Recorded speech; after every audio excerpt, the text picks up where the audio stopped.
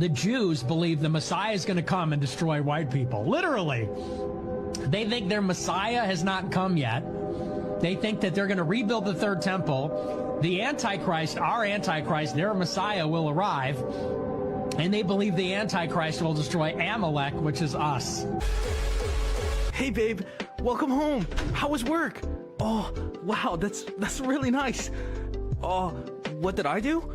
I mean, I left the house and I went to a cafe and then I ordered 2 matchas and I read Atomic Habits and then I came home and then I hopped on League and then now you're here. Oh, the laundry? Okay, I know I didn't do the laundry, but listen, okay? Like, listen. I'm sorry. I learned my lesson. I'll do everything. I'll do the laundry, I'll do the dishes, I'll do the trash, please. I'm sorry. I learned my lesson, I promise. What do you mean you don't think I learned my lesson? Babe!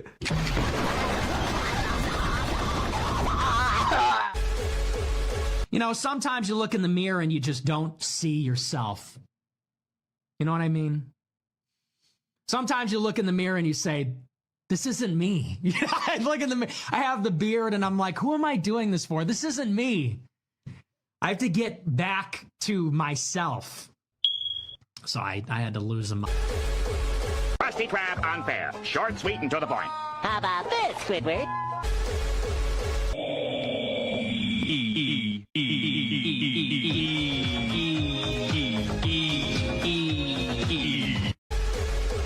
Krypton is running society.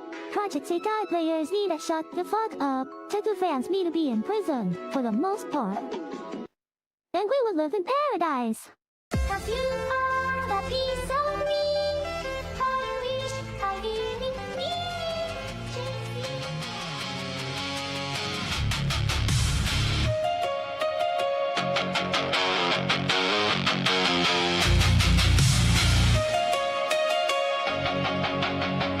We got ourselves into a war again.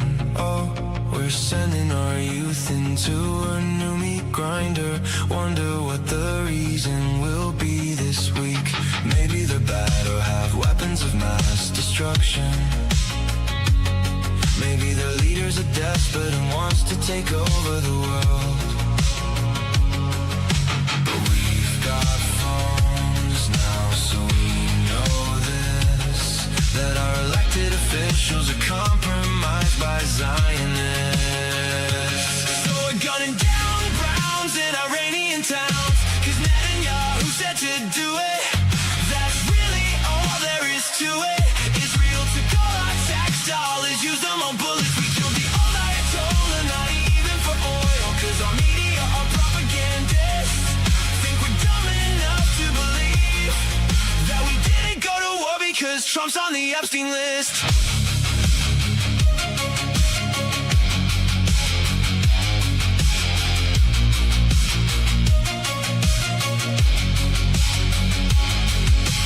Maybe they're bad or have weapons of mass destruction. Maybe the leaders are desperate and wants to take over the world.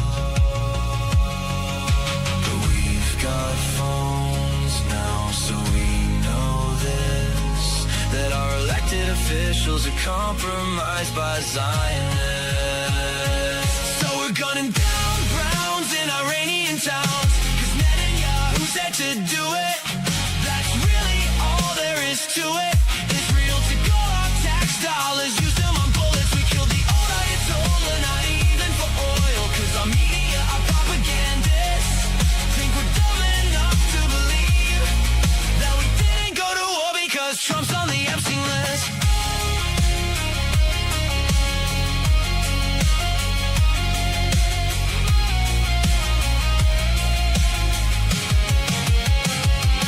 So we're gunning down Browns in Iranian towns, 'cause Netanyahu said to do it.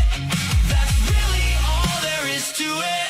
Israel took all our tax dollars, used them on bullets. We killed the old Ayatollah, not even for oil, 'cause our media are propagandists. Think we're dumb enough to believe that we didn't go to war because Trump's on the Epstein list.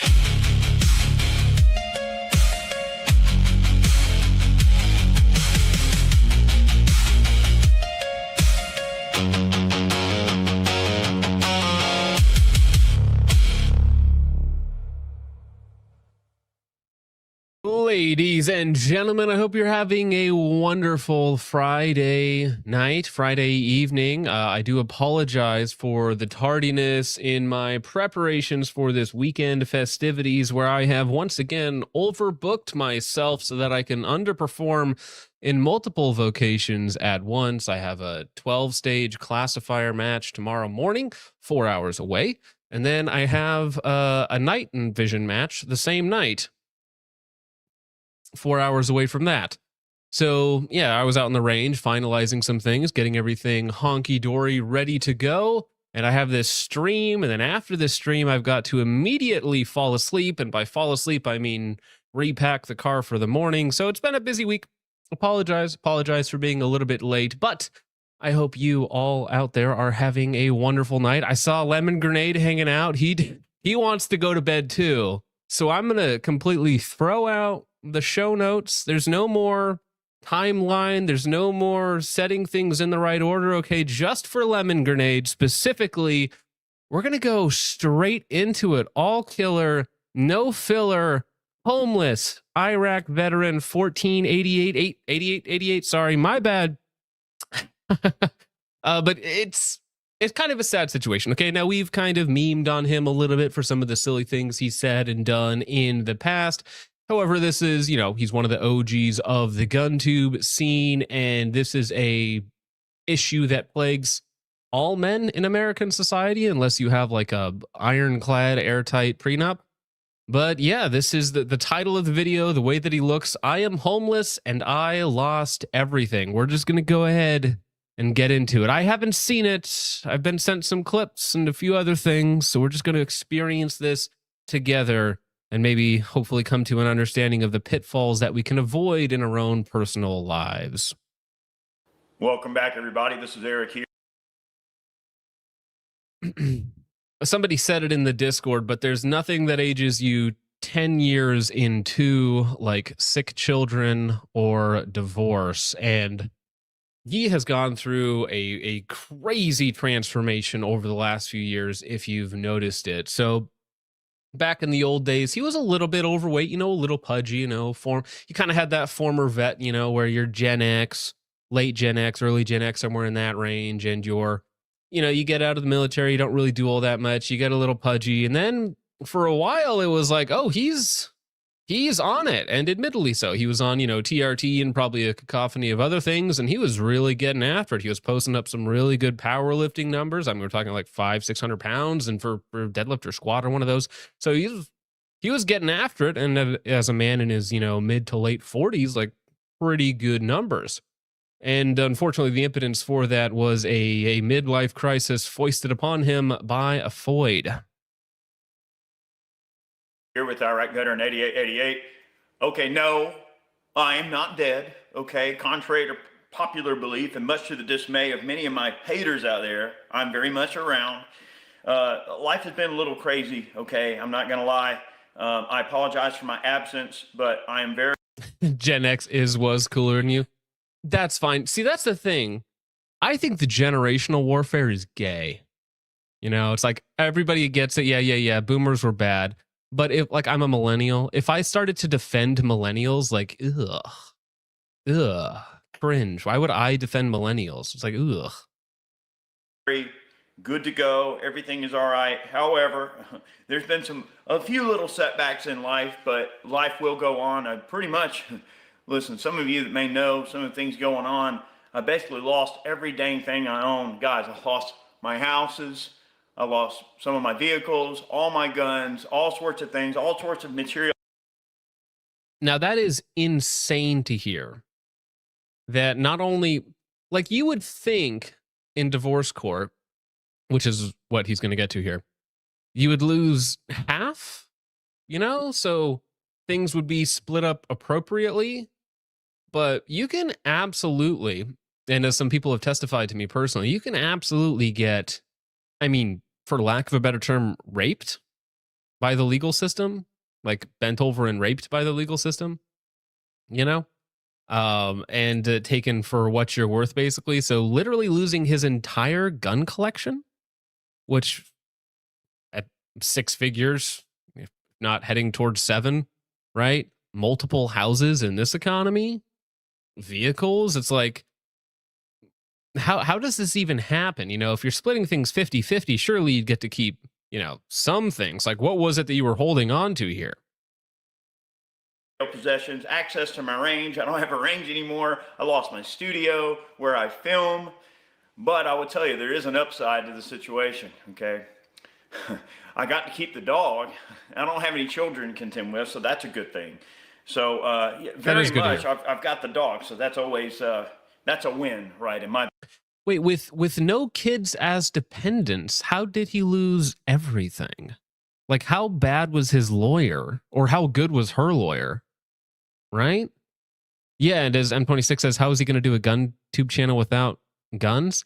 I know on X, because I follow him on X, he still pushes like affiliate links and stuff, so he's trying to keep some momentum in terms of income related to the gun industry, but I don't think he's put out a video in a long time. And as he says, he doesn't even have a studio anymore because those houses are now in the possession of his wife, ex-wife. Book. But on a serious note, things have been great. Life is good. I've been taking some time to really focus on my mental health, my physical health, and also, you know, my spiritual health. Now, he is like gaunt in the face for sure. He looks like a little bit more rough, a little bit more wary in the face for sure.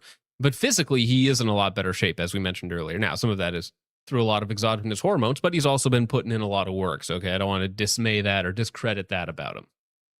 And trying to spiritually overcome the situations that I've been going through. You guys might remember sometime last year, I took a little bit of a sabbatical off.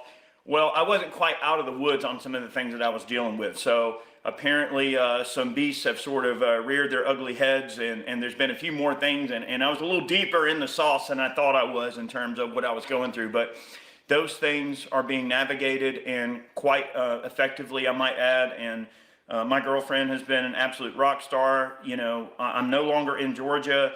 You know, I'm Now, I'm not going to attack his personal life choices specifically, but there is also a trend of midlife crisis, a certain vein of dudes that they have their midlife crisis, they get on TRT, Ozempic, whatever else it might be, they go through a divorce, and they find a voluptuous woman, maybe that's the way to put it, you know, someone who maybe meets their physical standards that perhaps their previous partner wasn't. Maybe that's the kindest way that I can say it. But you know the thing, right? So it happens. And a lot of dudes do this to themselves. I'm not saying that's what he did in this situation, but you kind of see this pattern emerge of you get a little bit of money, you get in a lot better shape, you look at your significant other, and they're kind of, you know, pudgy mid-40s self, and then you're like, well, I can do better, you do better, and it leads to this whole scenario. And again, I'm not saying that's his situation specifically, but if you do look at pictures of his girlfriend, I think she's a cosplayer of some sort. She kind of fits the stereotypical build, whether or not she is that thing. I've gone on to other things, and I'm having to basically start over. So, you know, you are going to see a lot of content coming from me and everything like that. But just know that I am very happy and very much okay, and everything is moving forward with the channel. And again, I'm always curious about this type of dude, Stephen Crumley, and I don't know if you mean this in like a mean way, but he says, oh, you'll go through it too, Focus Trip. It's like everybody that has gone through a bad breakup, which again is only like 50% of people, like, and that's including less desirables in that figure. It's quite rare for families in my demographic. But yeah, they're so jaded, and they're so like, oh, I can't wait for you to experience the hurt that I've gone through. Like, that's so boomer coded. It's so boomer coded. Like, oh, I can't wait till your wife leaves you and takes all the kids and hates you, and you want to kill yourself just like I did. Can't wait for that day, John. It's like, really? Like, I would never want to wish that on somebody else. Like, that sounds awful. Strange. and my girl has been an absolute rock star. She's been amazing throughout all of this. And I tell you, I could not ask for a better partner, and I couldn't ask for a better situation. And, you know, sometimes in life, we wind up in these weird situations where, you know, maybe the materialism gets to us, and we think that, maybe we're happy with all these material things. And I think that I allowed that to control me a little bit too much. And it's kind of funny because some people would look at a situation where they've lost everything and they think, well, oh, it's so terrible. Again, I did preface it, Stephen, by saying I don't know exactly how you mean it, but there is like that type of guy out there, and they've been in streams anytime we mention it, or in the comment sections anytime it brings up like, oh, you'll go through it too. I can't wait for you to experience that. And it's a very weird dynamic. So if that's not the way you meant it, Stephen, that's fine. But I did preface that. And there's never going to be any resolution or whatever.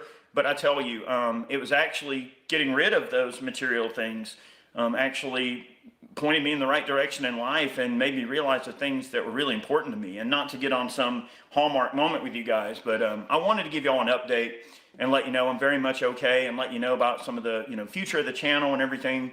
Needless to say, I want to talk a little bit about a little bit of the business side real quick, just a sort of an update for anyone that might be checking in with me as well. If anybody's reaching out for business inquiries, obviously you need to go to Instagram to Iraq Veteran 8888_official, and you need to talk to my social media manager. Her name is Isabella, so she's the one that handles all that now. All contact goes through me when it comes to getting things done.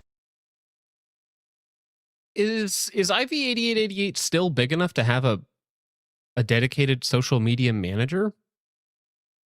Like, I'm sure in his heyday, you would want like basically a secretary to filter your requests, I guess. Well, especially for these guys, right? Where it is like an industrial grade product distribution center, basically, where product comes in, review goes out, and it's a very transactional relationship with the industry, because it's not organic in any way. Like he's not going out and purchasing and selecting all these firearms and then reviewing them on the channel in a very, standard way.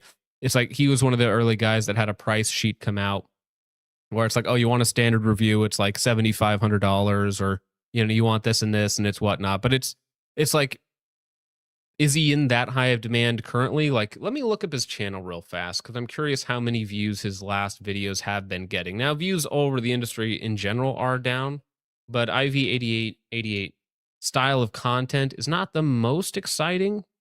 So let me see here. So yeah, last video 4 months ago was 14,000 views, and he's averaging, I would say, average. It varies wildly. Sometimes it's 70K. Usually it's closer to 10K. So let's say like 25K, evening out some of the big ones.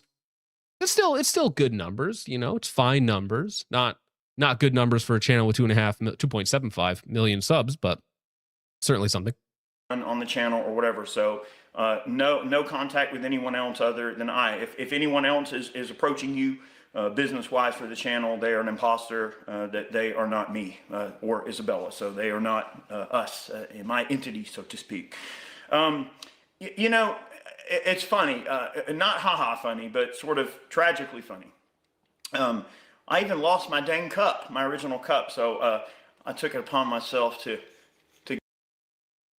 Wait, was your ex-wife that vindictive that she took your favorite cup? Like, my wife made this for me because she thought it was funny, right? So like a little custom sticker on the water. This is just juice of some sort. I don't even know what she put in here, but tastes fine. I think it has creatine in it. Your wife's that vindictive that she took your cup? Like, part of me is like, maybe this is a little too white knighty, but I'm like, what did you do that she was that vindictive? Or was she just always that way? Like, that's crazy. Yeah, it had to have been a night. Like, you can't even keep your cup. Like, how bad?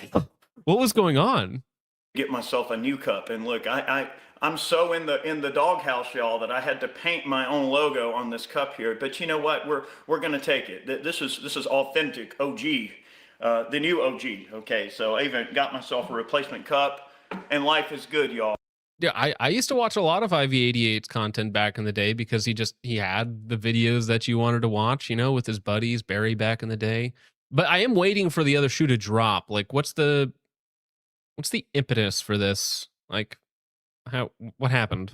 I wanted this video to be much more candid than normal, without any distractions. And I want everything to be stripped down and just me my viewers. And I've been thinking about my viewers a lot. I've been thinking about the people who have made me the person I am a lot, in terms of, you folks have been very kind to me.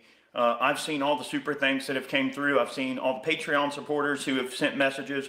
I've seen the comments and everything that you guys have put forth, and it means a lot to me. And I have been thinking about you guys, and believe me, it hurts me to read those comments where people are like, man, Eric, when you... Yeah, it's one of those things, Bobo, where you're like, maybe the common denominator there was me. Rumble chat be wild, dude. Okay, you're gonna post again? But I've been dealing with some heavy stuff. I literally lost my house. I had to move everything out, relocate. I lost my range. I lost, again, all these things. And many of you who know what's been going on, I don't want to elaborate on it too much more because I don't want to beat a dead horse. I just want you to know that I wasn't quite out of the woods as I thought I was going to be on that situation. Well, I mean, that's kind of why we're here. We're watching this update video of yours, sir, and we kind of we're interested. We're your guys. We're your audience here. We would like to know, why are you homeless? Why did you lose everything? Like, it is, jokes aside, that is totally tragic that happened. But now things are going very... Actually, maybe that was why, because I wonder if they valued his YouTube channel with 2.75 million subs. I wonder if they valued his YouTube channel at like $1 million, $2 million. And so his wife was entitled to half of that. So he had to come up with the other half of that equity, depending on what his public YouTube channel was valued at. That's probably what it is. So he got to keep the YouTube channel, but he had to sell everything else and give her everything else to give her like what would be equivalent to half equity. That's probably my guess. Probably my guess, Chips.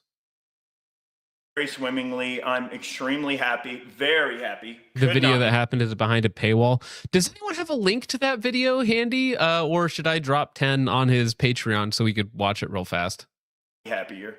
And I tell you, that peace that I have in my life right now, it's a little frightening how peaceful it's really been for me. And I mean that in of course, a humble way, because it's just wild, the situations that sometimes in life we go through, and we look at them as being some...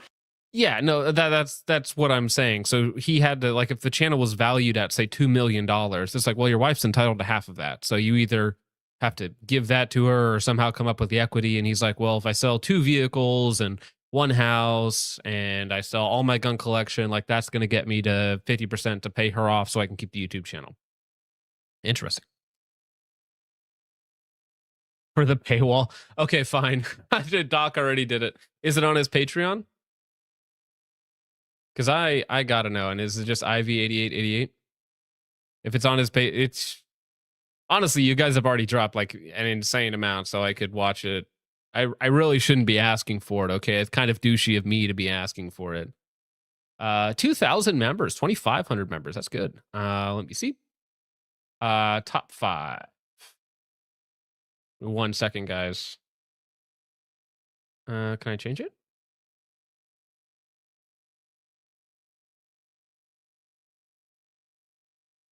Okay, I'm acquiring access now. We'll watch it after this. I don't know, maybe we think it's going to be some sort of disastrous thing that we're like, oh my God, what the heck is going to freaking happen here? And you realize, damn, it's really not as bad as I thought it was going to be. And once you sort of rip that sort of moral Band-Aid off, or whatever sort of Band-Aid you want to call it, logistical Band-Aid, or whatever it is that you're going through, and you find that it was almost the apprehension of, acting in the first place that was the hardest part. And okay, so this video came out 4 hours ago. And then there's an update video, which I imagine this is the one. Yes, update from Eric. No, that's not it. That can't be it. It's not even on his Patreon. Really? Where's the update on Patreon? Did I get bamboozled? It says May 4th, 2020. sometimes, the actual action of doing... Wait, so where is it? Because I'm on his Patreon right now, and the last update is from 2020.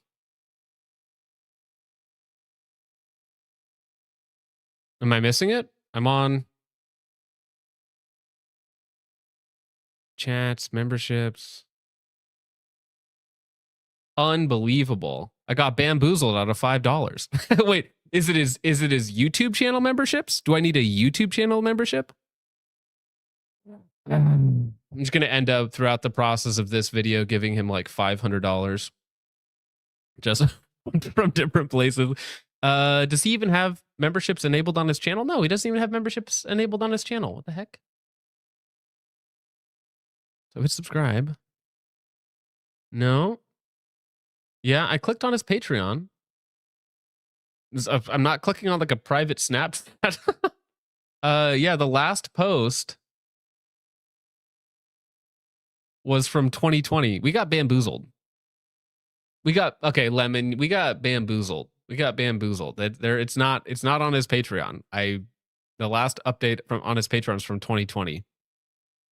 Unbelievable. Anyways, he got a new paying member though, so good on him. Doing something, it winds up, you kind of look back on it and go, wow, this was actually not nearly as bad as I thought it was going to be. And I would never want to downplay anything, of course, because any sort of life-changing situation a person goes through is terrible, okay? But at the same time, I look at it as a good, welcome challenge to reinvent what I'm doing and to go on to new things and to, bring on fresh appearances. Cool. Well, is that being Jewed though? Because that would be like if I gave you money or something, or you held on to my money while charging interest on it or something. That would be Jewing somebody out of money. But you tricking somebody into giving somebody else money, like how would that?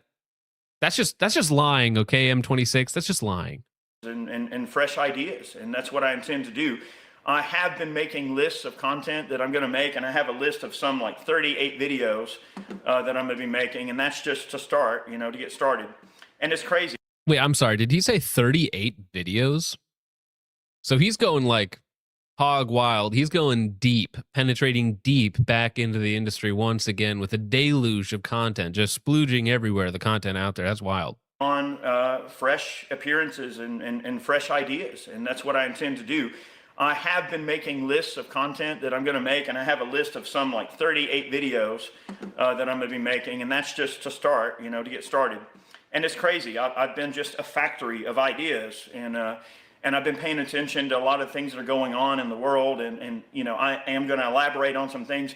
I'm not going to really be quite as political as I used to be, though. I'm going to probably kind of dial back on the politics. Now that is actually interesting, dialing back on the politics, because the very next video we were supposed to be covering is on Mr. Guns and Gear getting kicked from the Shields affiliate program, which I love Shields, but getting kicked from their program for being too political. And also, Iraq Veteran 8888 or 1488, as he's known on Twitter, has been very spicy on Twitter. He's been calling out, the banking class, the Epstein class, you could call them, I suppose. He's been going hard in the paint, which is why he's been featured on the show multiple times. So now that he's trying to get back into the industry and trying to get, all those connections back up and running, maybe it makes sense for him to kind of try and back off a little bit and be a little bit more palatable to a wider audience, which for me personally is disappointing, of course, because if those are your real convictions, if you truly believe this, then I don't want you just to downplay it purely for money. I think that's not my favorite thing in the world.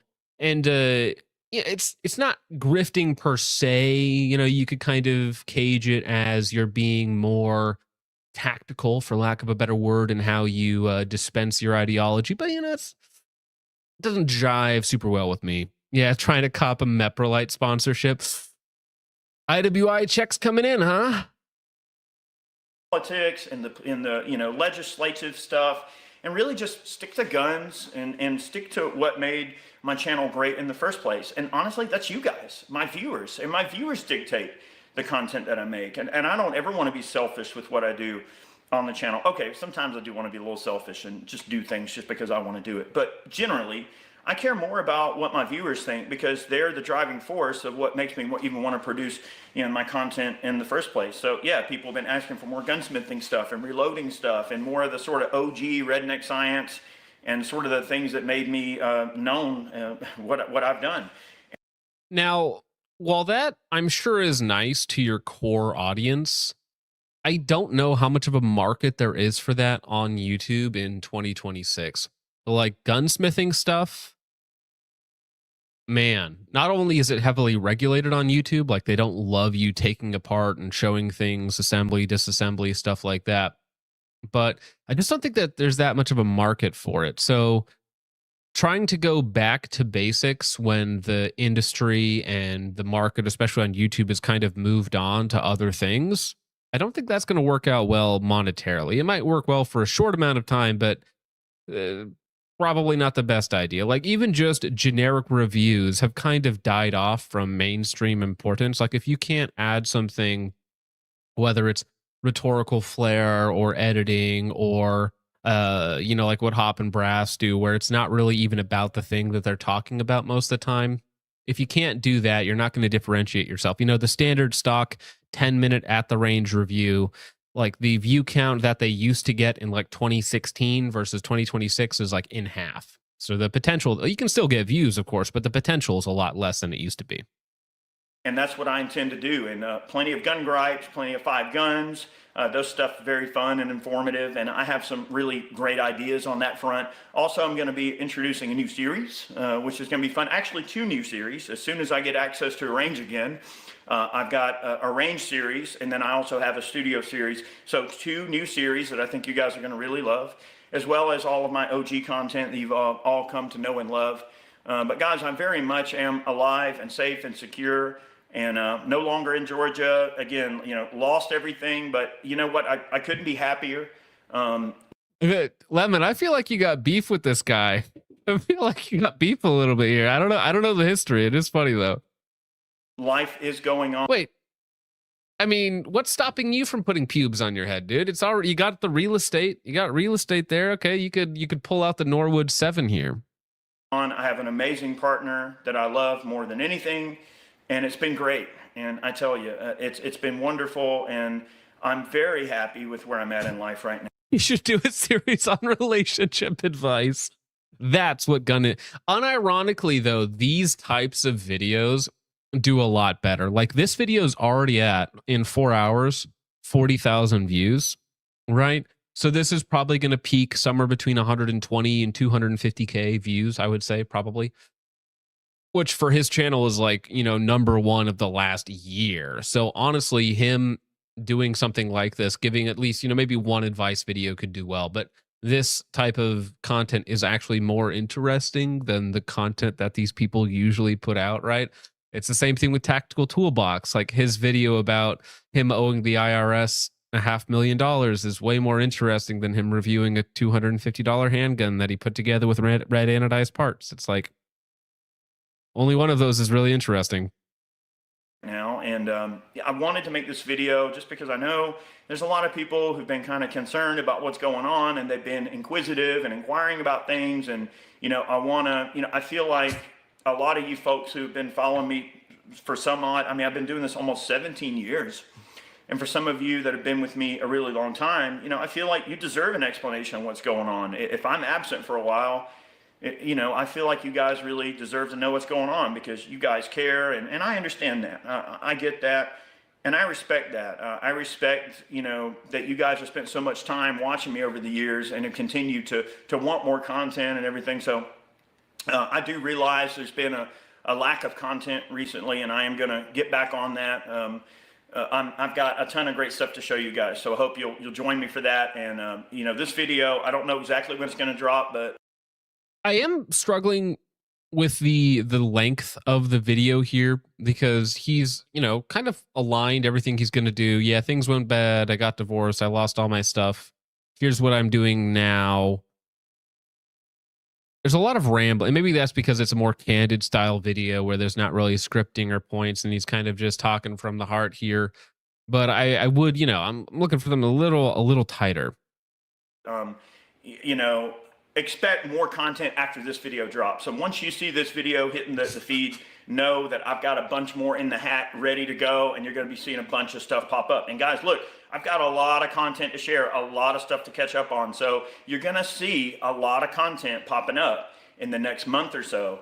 So I hope you enjoy it because it's a lot of stuff to talk about. And then once I get the content caught up and some of the video log backed up of things I've wanted to catch up on, then the release schedule will be a little more like maybe 3 a week or something like that, or a couple of weeks. 3 a week is very fast. That's a lot. 3 videos a week of like range and shooting. That's a lot. Okay. If I can make it to the range twice a week, as a, semi-professional shooter, whatever you want to call it, I'm having a good time. 3 videos a week.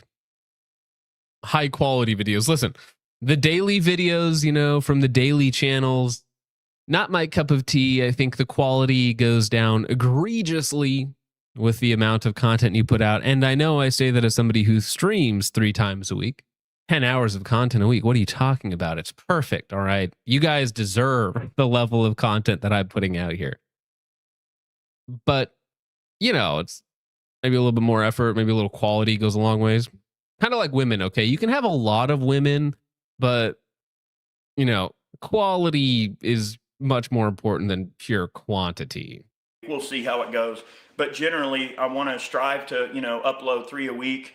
And is Trench live with Risky? Life, That's Liberty, fine. and the Pursuit LLP. I've been in contact with Matt constantly throughout all this. Of course, he's been wonderful through this situation, very supportive as well.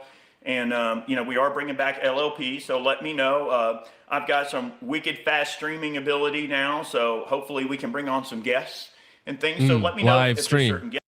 Live stream. All right. Listen, I demand to be brought on for an episode of Gun Gripes where we don't talk about guns. Okay. We talk about your issues with the banking class.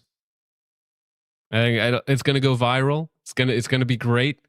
We'll call it Gun Clippers United, something like that. We'll think of a funny title. But I demand to be a guest on that show. Okay, for all the free advertising we've given you over the years, I demand to be on your show. Yes, you'd like to see, maybe we can work that out and have a chat with some people.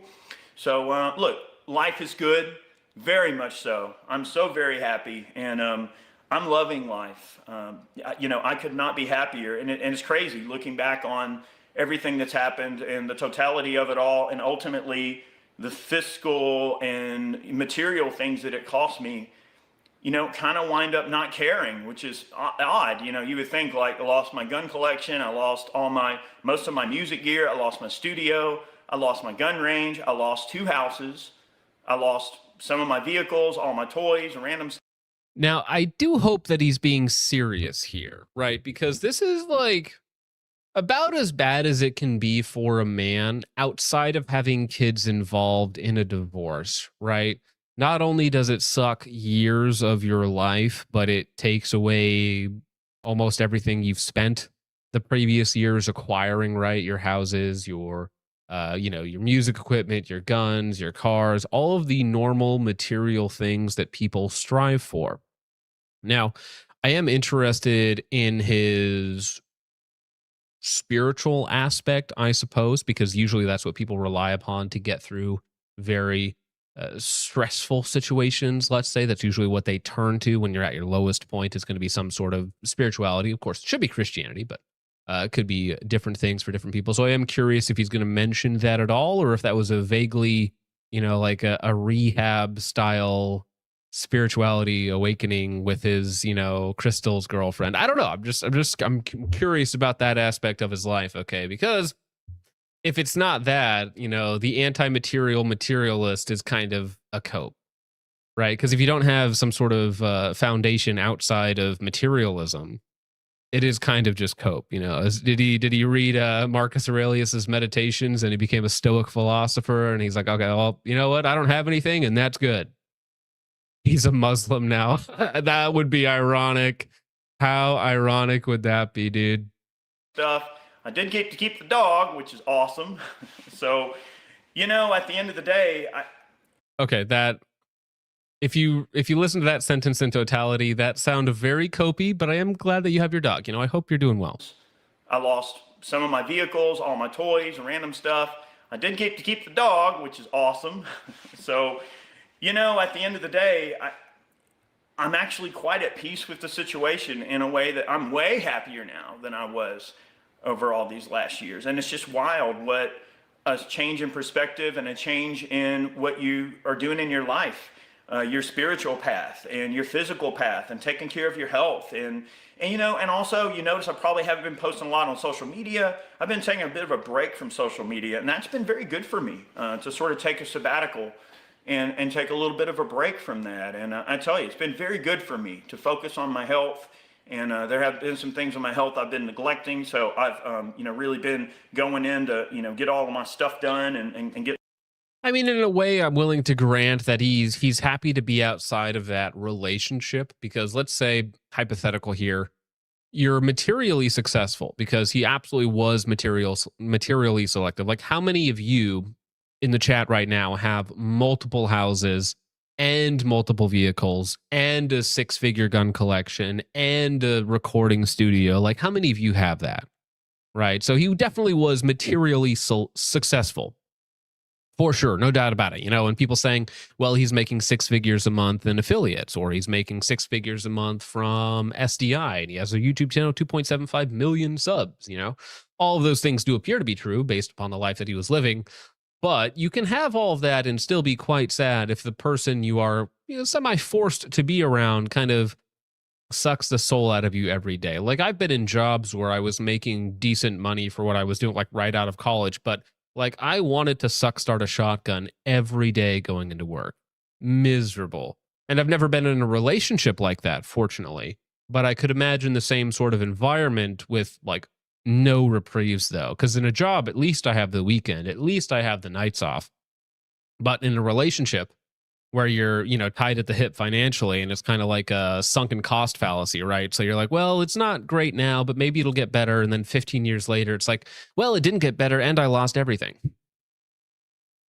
Yeah, well, Will Smith is a pretty good example of that with his lavender marriage to a bald man.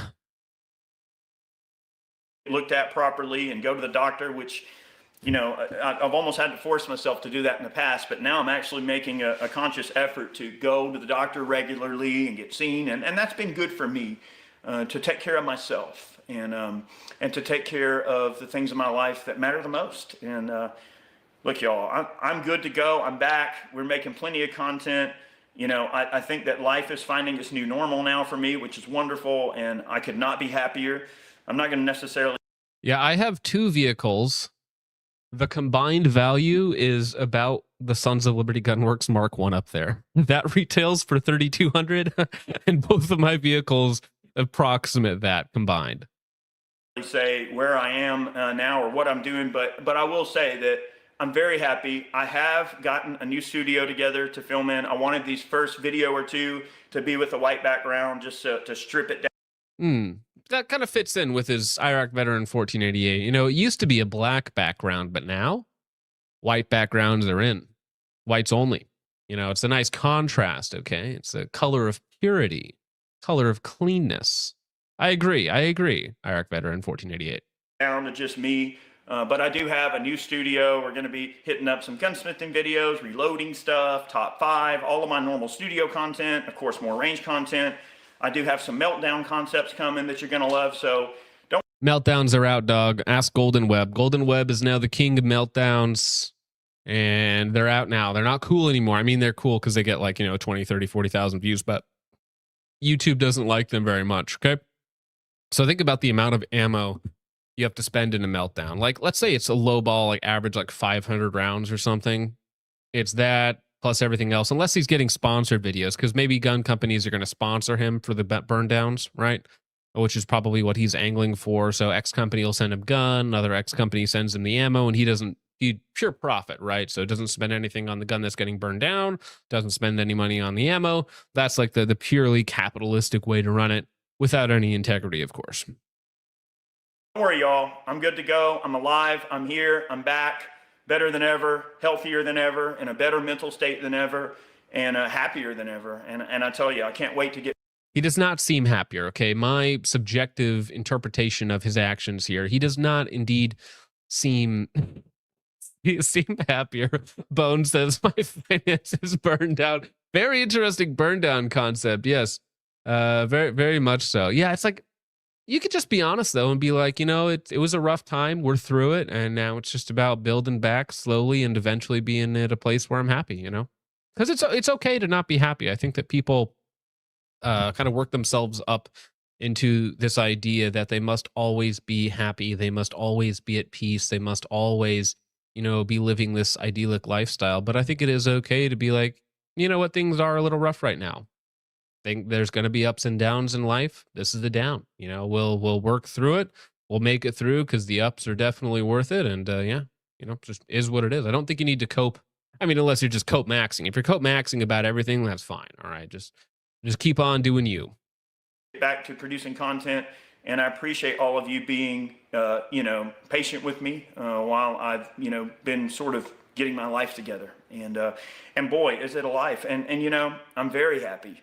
And I hope y'all truly know that, just how happy I really am in this situation. So I appreciate all of you very much who have supported me over all these years. And I appreciate you taking the time to watch today's video. I know I might have rambled on a bit, which I famously do, but thank you so much. And Billions must smile. Yes, but I do unironically wish him well, because that sort of situation is something that I know affects a lot of men in the audience, and it is not something that is pleasant to go through. But I do think it is important to be honest with yourself and honest with your audience, if that's the point, right? Is to be as real as possible. But listen, we got even more to talk about, okay? Iraq veteran 88 for his mental health is trying to dip out of politics, while at the same time, Mr. Guns and Gear is getting kicked out of affiliate programs for his politics. What the heck? Crazy. Now, if you follow Mr. Guns and Gear, Mike, who I bet I do like Mike quite a bit. I think he's very based. If you follow him on Instagram or X, he does a more based posting, you could call it, than he does on, say, YouTube. And apparently his Instagram and X content, which again, every time I say X content, I'm like, is that like an OnlyFans alternative? Like, it just has a negative connotation every time you say X content. But on his X content, he's a little spicier, a little more loosey-goosey, and so that was apparently too spicy for Shields, which sucks because I like Shields. I go to Shields. I spend a lot of money at Shields because they have still 9mm for like 24 cents a round, 5.56 for, 50 cents or less per round for like brand new American stuff. So, kind of sucks that, they're pulling out, so to speak, on Mr. Guns and Gear. Man, that was bad phrasing. I really should have thought about that sentence before it came out of my mouth. Anyways, with that being said, we're just going to get into the video. Shields doesn't want your business, with the Biden glowing eyes reaching in to grab your wallet or something. Welcome back, everyone. We have a video that is a little bit different than what we typically do out here today. I was debating on whether or not I would. Yeah, Traveler's like, I'm never shopping at Shields again. There's not a Shields within 1,000 miles of me. Make this video. However, I talked to a few of my colleagues. Maybe dork Brandon. Maybe if you don't know, Shields is like Cabela's, but for humans, right? So we segregate the other people at the Cabela's, in the Bass Pro Shops. We put them over there, right? And then Shields is like that, but for humans. It's very cool. It's very nice. My children love Shields. They have arcades. They have mine has like a playground inside for kids. It has like a cafe. It has all these wonderful things. Like, my kids love Shields. Okay, they play Mario Kart. It's great. Who in the space who also run social media channels, gun. Also, they do have a great gun selection. Mine has a great suppressor selection. Mine has a great ammo selection. Like, I unironically go to Shields because it is as cheap or cheaper than online. Like, they have 3 cases of used guns. So, for instance, my second Rival S retails for $700-800. They had one in there for $450 when I picked it up. Like, they had a 47 in there, a 47 MOS for $450, and I should have bought it. I should have bought a 47 MOS for $450, but I did not. Like, Shields is unironically good for me, and then my kids also like it. So it's like a win-win, They can be over there playing games. I can be looking at guns and buying ammo. It has clothes to entertain my wife. It's full spectrum dominance in terms of my family, okay? oriented social media channels. And basically, It also helps that I live in South Dakota, and so the the human per capita is very high here. So, you know, the clientele is quite nice. consensus after discussing what happened, which we're going to get to here in just a second, is everyone kind of agreed that the audience Well, Shields is still buying, Shields is still buying used P320s. I bought a used P320 at Shields specifically because it was a used one that has the pre-trigger upgrade that I still have. So yes, they definitely still have them there. after discussing what happened, which we're going to get to here in just a second, is everyone kind of agreed that the audience should at least know what happened and let you make the decision. Sorry, I keep getting distracted by chat and I'm not letting Mike talk. What's the cost of living in South Dakota? Basically nothing, which is why I live here now. And there's no personal income tax. No, wait. There's no personal income tax, no business tax. So I don't spend any taxes on my business and I don't have any personal income tax. I think there's only 2 or 3 states that have that combo of taxes. It's fantastic. From there. So recently we had something happen that's a little bit unusual here. It happened probably 7 or 8 years ago, a long time ago, once before. And this is the first time that it's happened, I guess, in the modern age, if you will. So most of you guys know that Scott, you literally just missed it like 5 minutes ago. We just went through the whole thing. Almost never get monetized on YouTube, very, very rarely. So that's not my business. So let's talk about business model, shall we? So Mr. Guns and Gear always gets the yellow monetization on YouTube, which is bad for 2 reasons, because I know this is like inside ball and some of you guys don't care. But when you have a yellow monetized video, it heavily restricts your viewership.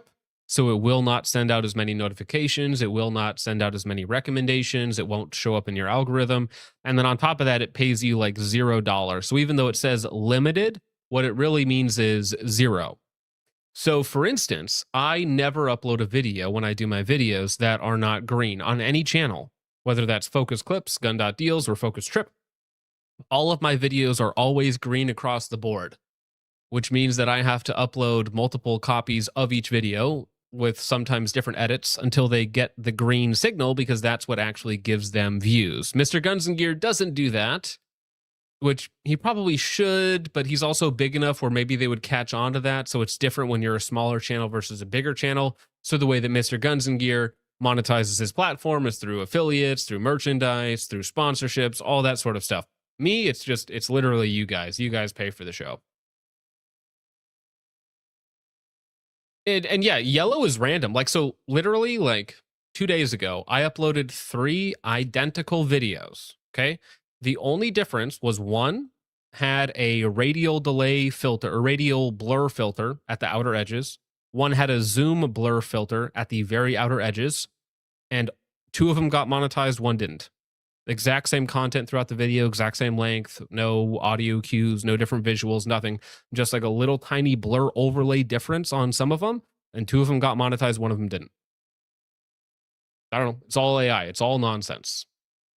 My business model here running this channel is primarily through affiliate marketing and email marketing and other revenue sources that don't really have anything to do with ad revenue. So to that end, I have a lot of affiliate partners, which used to include Shields.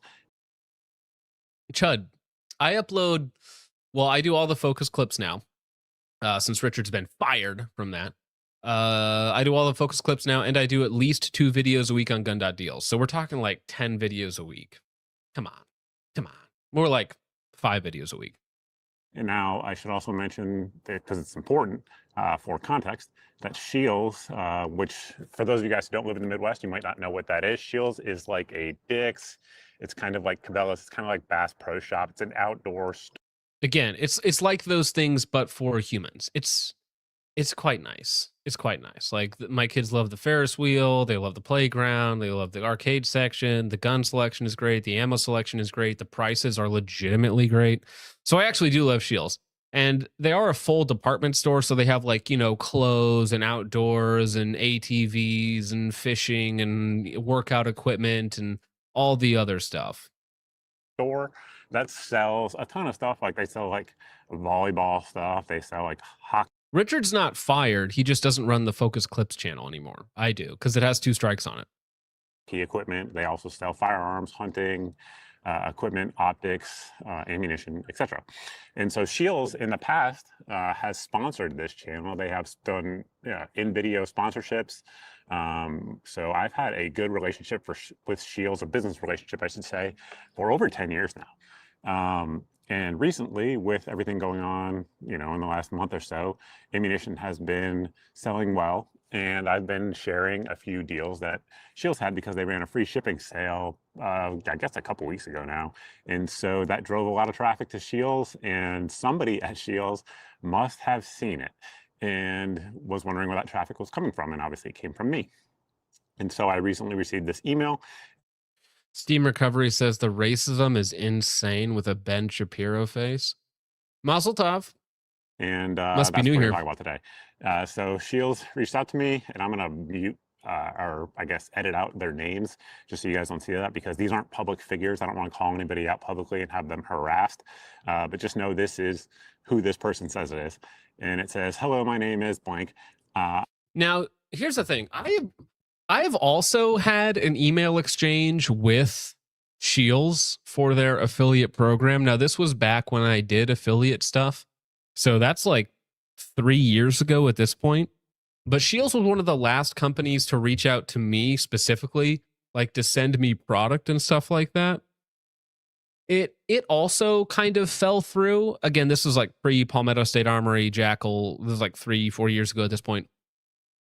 And I wonder if that's because, and this is even before the stream, really, before we really started to stream and get a little bit more controversial. So I'm wondering if maybe they're just uber sensitive about people's political statements online. Because again, on Mr. Guns and Gear's YouTube channel, where they're actually doing the affiliate promotion, like it's pretty milquetoast on politics. It's nothing too crazy. He'll call out, bad legislation or bad 2A bills here or there, but it's mostly just focused on the gun or the item itself. And that's what people like Mr. Guns and Gear for, right? It's that product. That's what he's talking about without anything else. It's not a lot of drama. There's not a lot of, snarky quips or whatnot. It's very much like, here's the product, XYZ, go on and go forth, right? So this means that Shields has to be actively looking at his X or Instagram account. And again, to me, the content isn't like that spicy, but he's, he'll post war footage, or he'll post, something that somebody said, or this or that. And it's not like he's not out there being like, reciting the 14 words or something, it's just like pretty generic right-wing conservative. You could even call it in some circles. Maybe more libertarian is how Mr. Guns and Gear would like to be defined. But yeah, it's not that aggressive. And so for Shields to, cancel him over it, bizarre. I manage our affiliate program at Shields, along with blank, who is copied. At Shields, we aim to keep our affiliate efforts focused on politically neutral customer experience. Due to the consistent political nature on the content of your pages, we have decided to conclude our partnership. This will go into effect on blank, sincerely blank. And then it has her title and position at Shields down below in the comment section. Now, again, I am not in the business of boycotting anyone. If you guys like Shields, great. Again, I have had a great relationship with Shields over the years.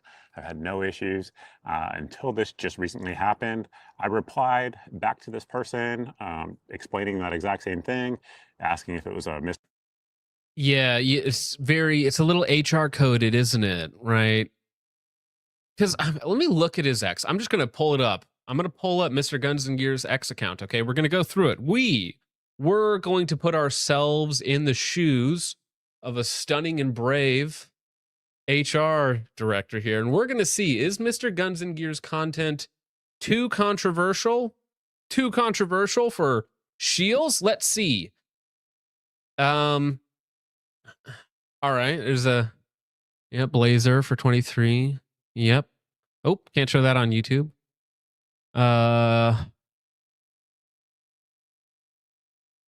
right, yeah. So is it just the crazy people? Because he'll post like crazy people doing crazy people stuff. Is it just that? Is it just the fact that, oh, there's a crazy person, like here's the BNT USA update that we're just about to talk about? Is it, okay, jihadist? I mean, that's something that's relevant to the 2A space because they're going to use that to try and, kick people out. Yeah, Draco owner. So is it really that simple? Is it just the fact that he occasionally posts like an ethnic participating in silly activities? Is that literally it? Like you can't even post a video of like an ethnic partaking in their proud cultural traditions, like shooting Dracos at walls and doors? Like, is that too controversial for you? All right. Misunderstanding. I gave them a week to respond. They have not responded yet, so I'm assuming they're not going to respond. I also, which is important, I also CC'd the person who was CC'd. So both people saw that. One of them had a read receipt that was read. So this email has been seen. This is apparently Shield's policy at this point, which is fine. I have no problem with a company that does not want the business of my audience. But if that is the case, then I want my audience to know. So like I talked about in the beginning, I debated making this video, but I think it's the right thing to do. I think you guys need to know, people who watch my content, people who enjoy my content, people who... And that's the thing. Mike has always like so even keeled about these sorts of things. Like I know people love to hate on Mike for whatever reasons, but I think he's quite based in his personal life. Actually, you know what? It is funny because Mike has done a couple things that you could consider like edgy, I guess. Like wearing a Burger King crown like in an airport. Is that even edgy though? It's just like it's a funny reference to a cultural event. Okay? Is that even edgy anymore? Right? I mean, it's like, I guess that's maybe the edgiest Mike's ever been.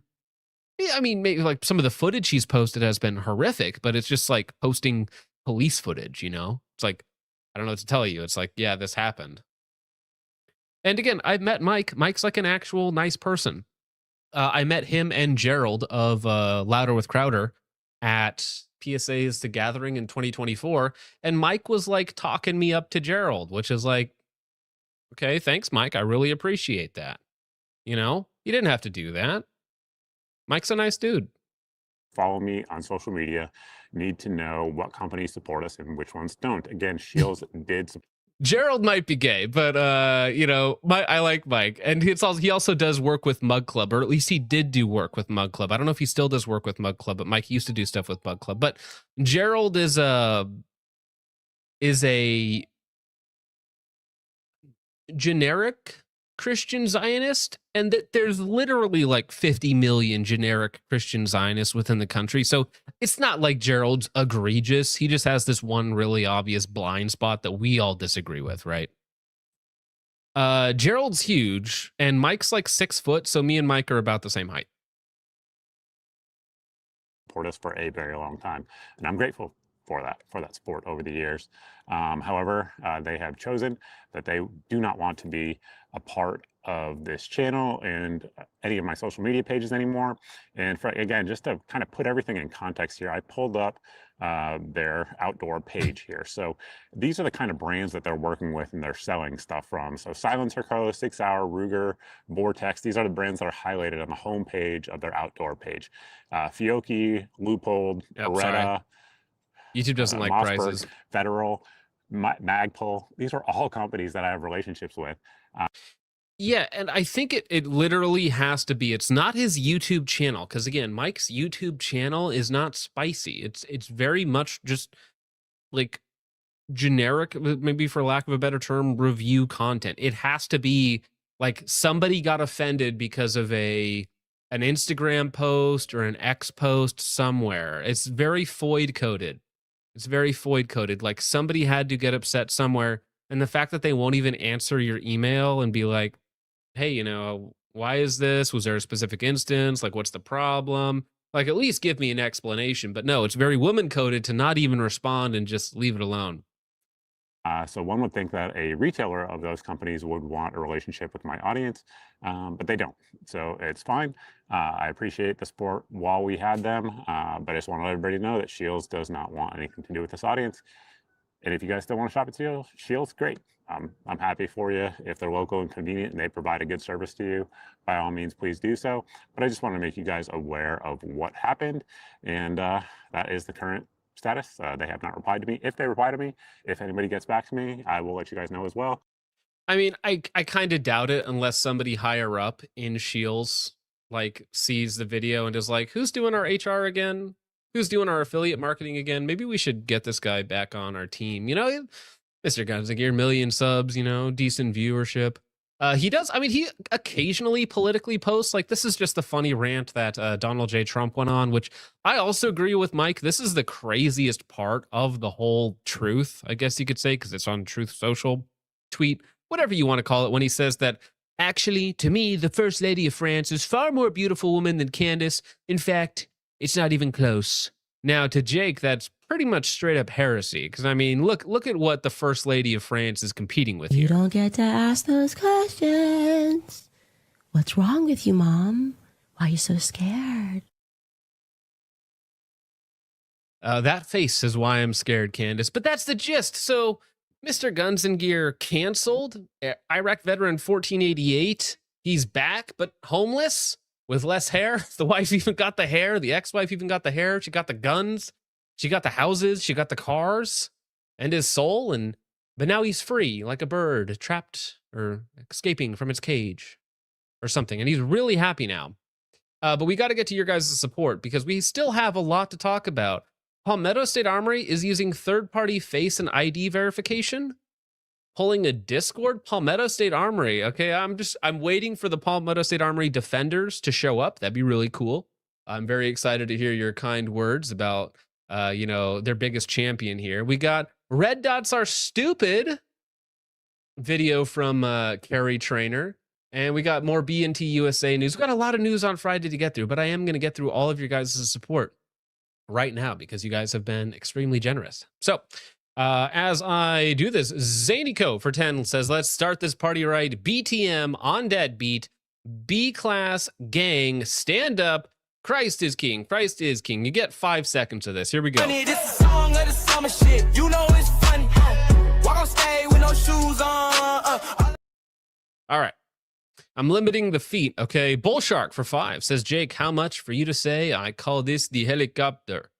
Well, Jake's on Mondays. So Jake is a Monday co-host from now on, as long as he shows up.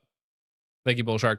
Sean Weiland for 2 says, all killer, no filler stream with Jay Burden today. I did forget to mention that. Yes, I recorded that yesterday, Thursday, with Jay. So that's over on the Jay Burden show. We had a podcast about stuff, no topic list, so it was a good talk. I like Jay. Bullshark for 20 says, here's for the natty, BTM for the crowd. Oh yeah, well that's $20, so $20 is $20, gentlemen. This is a song of the summer shit. You know it's funny. Walk on stage with no shoes on. All I need is feet, boy, I'm too gone. Hey, Jake money, big toe money. This is a song of the summer shit. You know it's funny. Walk on stage with no shoes on. All I need is feet, boy, I'm too gone. My feet feel good, your feet where they should. Y'all just sitting in the grass with a cigarette. Jake money, big toe money, that's a bigger check. Walking in, everybody. Still dancing to it. Thank you, Bullshark. I appreciate you very much. Man, we got to stop with those, with the BTM. We're going to have to up the price to like $100. Jury Seller for 5 says, John, your lateness is starting to give off hood vibes. You take that back. I'm going to ban you, Jury Seller. Zanico for 5 says, show my new to me Spaz 12. I almost said PSA 12. That's not a Spaz 12. I don't know what that is. It looks ugly. Am I insulting you? Is this a cool firearm that you like? Am I too new? Am I too zoomer to understand what this is? Is it cool? Do people like this? Han says this stopped being funny a while ago. True, but people still send in $20 to get it listened to, and we just have to slowly die inside. Thank you, Zanico. Appreciate that. Whatever it might be, again, I don't know.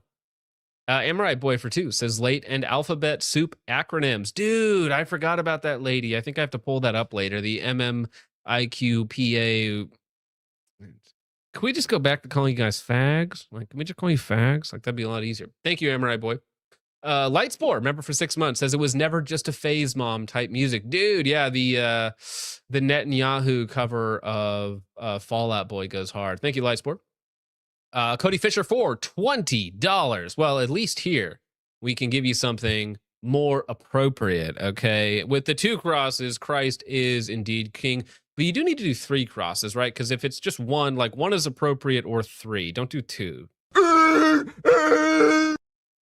The cross does make Ben very upset, though. Thank you very much, Cody Fisher. Hope you're having a great night out there. Milspec Max for 5 says, Leighton Gay as always. John sold an upper of mine to a buddy to buy an RXM. Here's a cut of the money, Ave Christus. Indeed. Thank you very much, Milspec Max. Glad to hear it. Noob Actual for 5 says, good to be here, John. Been spending a lot of time on the garden, based and grass pilled. Don't feel bad for the tardiness. We're all tardy here. Listen. All right. We're all tards here. Thank you, Noob. Zanico for 2 says, I'll divorce John if I'm not on stream by July 4th. Well, you literally just have to actually make M class by July. It's super easy. I made M in 3 months, so you can do it too. Thank you, Zany. Chips Dubbo for 10 says, surprised she didn't take the YouTube channel at this point. Yeah, we explained this one.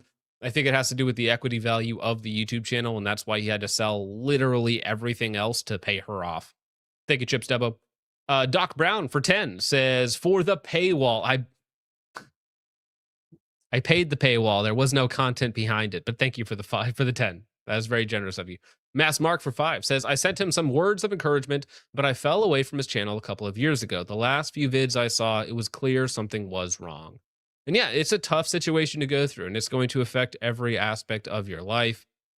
You know, whether it's your work life, your professional life, your friends' life, your social life, having something like that is like dragging a piece of you with it, it's going to show up in other places for sure. Thank you, Mass Mark.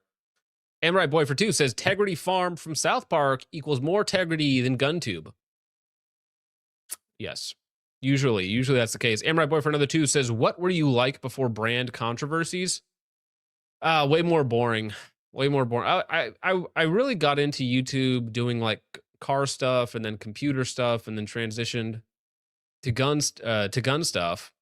And I really didn't know anything. So I was kind of like for 2 or 3 years, just like messing around, doing different stuff. And I liked cameras. So I was like trying to do cool stuff in that regard. And then I tried to be more serious. And then that's where I kind of ended up where I am now after streaming and doing it's been a wild ride. Okay. If you've been around since the beginning, like, God bless you. Literally. Judd for 2 says HR is Foidslop for the girls so they don't have babies. It is, yes, it is Jewish daycare for white women so that they don't have children. Lena Mitchellix, North Starfish for 5 says, now that TaxSwap offers groups, can we get an official focus trip group? Could be a good alternative since Discord doesn't allow any buy-sell trade.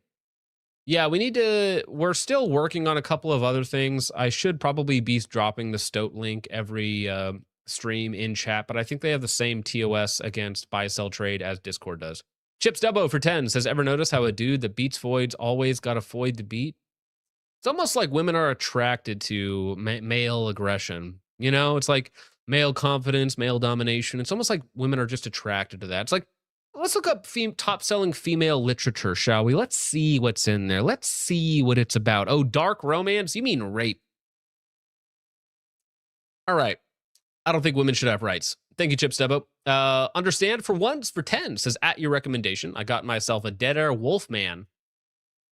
I think you're talking about Beast's recommendation. Don't pin that on me, bro. Will be my first suppressor. Thanks. Jesus is king. Jesus is coming. Glory be to God. And fuck Islam. Based. Thank you very much. Understand for once. I appreciate you. Hope you're doing good out there. And I hope that Wolfman works out good for you. Me in the morning. My wife calls me the Wolfman because I am quite hairy. All right. And over on Ko-Fi, Ice Medic becomes a Ko-Fi caffeine creep, and that gets us all caught up. Fantastic. Well, it's a weird day. It's a weird day for some of you guys. Not for me, because I don't buy anything from PSA, because I'm already banned from buying things from Palmetto State Armory. They do not process any orders that I place. They will simply hold the money and never ship any products until I have to issue a chargeback on them, which is tragic. Tragic, tragic, tragic. However, for those of you still afforded the opportunity to spend your money with Palmetto State Armory, you who have been defenders, you who have been supporters of the freedom that they have distributed to the public, you have been rewarded with face scans and ID verification to purchase from them coming to a gun store near you. And I'm not even joking about that last part. I think this could be a very dangerous trend that we see in the 2A space. Why? Because it's going to infect every space online.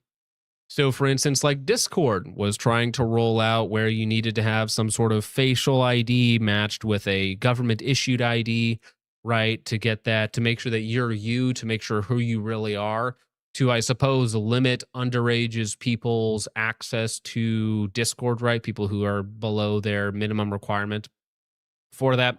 In the same way, it's going to happen with any regulated goods, whether it's with adult content, which again, I like support that for adult content 100%.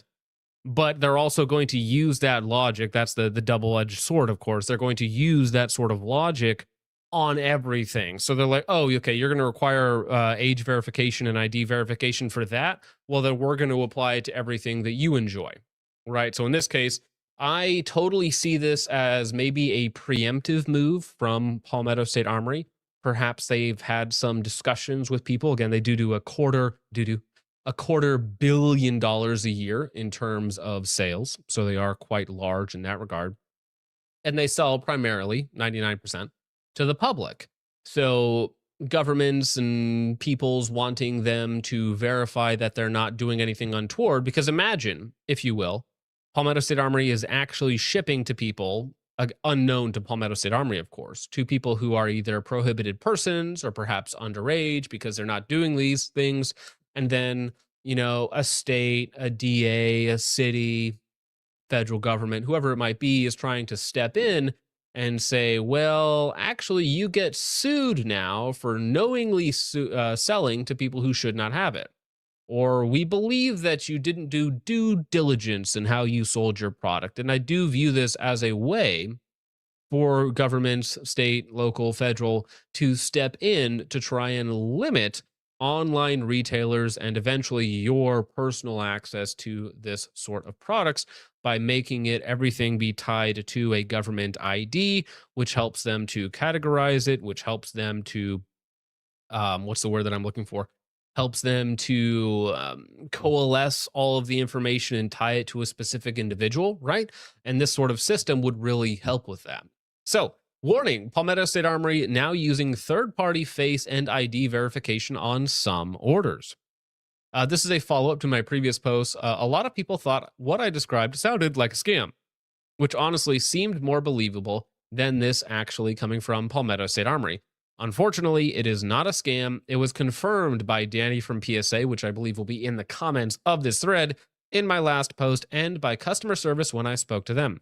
PSA is now using a third-party service, IntelliCheck, which, thank you very much for the 1984 sounding name there, to verify some orders at random, I'm told. They require a full face scan along with scans of government-issued ID. Doesn't that just make you excited to shop at Palmetto State Armory? You know, not only can your item of freedom, you know, your Freedom PSA lower upper combo for $3.99 out the door, but now you gotta scan your government-issued ID at random? And I wonder if it's actually random. Because I wonder, you know, like maybe we only ask for ID verification from, you know, Dequarius or Gervontas, or, you know, maybe we just isolate some of the names and maybe those are the only people we ask for identification verification from. You know, maybe that's their logic there. I'm not sure.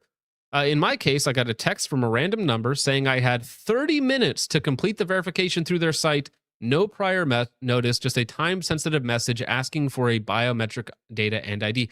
Imagine that. You go to place your order on wherever it is, and then you get a text to your phone, and it's like, complete this ID verification in the next 30 minutes or we cancel your order. Be like, excuse me?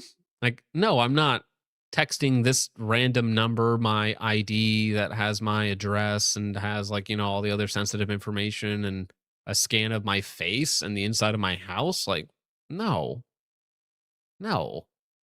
How about no? How about no? Yeah, this would actually be me typing out my response to that right here. Yeah, you guys get it. I would strongly strongly advise against that. Obviously, this raised red flags, so I contacted them directly to make sure this was right. Unless it was buried somewhere deep in the terms of service, and I did look, there was no clear indication to me prior to ordering that these invasive verification requirement would be expected. I was only made aware of it about 4 days after placing the order, after they had already taken the money out of my account and confirmed the order. Ooh, interesting. So this was way after the fact. Way after the fact. That's crazy. Speaking of crazy, I need to realign Tito here. She's way off. Hello? She's way off. Anyways. So yeah, 4 days later, getting the text message just at random. Like imagine getting that message at night, like you're asleep, and you get that message, and then it's like, oh, sorry, you lost your order. It's like, excuse me, it's been 4 days. Please do ship the thing. Curious if others have the same concern as me, and if anyone knows more about the company they're using IntelliCheck. Seriously disappointed in PSA. This is an excessive level of data collection, and one I'm not comfortable with, especially given that it's related to firearms. It also raises concerns for me about how that data would be handled over time, particularly if the company were ever sold or ownership changed. I won't be buying from them anymore, that's for sure. Well, listen, I don't even have the privilege of buying from PSA. It's truly sad. It's disheartening that I don't have the ability for my data to be stolen and sold. Yeah, that's effing whack. Again, whack coming up, Gen X, late millennial. I won't drop a dime there until they stop that. There goes the list. Time to start a new one. WTF? Absolutely not. Dana, PSA, you have lost a customer for life. There are better ways to handle fraud, such as requiring the shipping and billing address to match and requiring signature confirmation for deliveries. Using such a system is a massive privacy concern and anti-consumer, and I will not support a company doing such.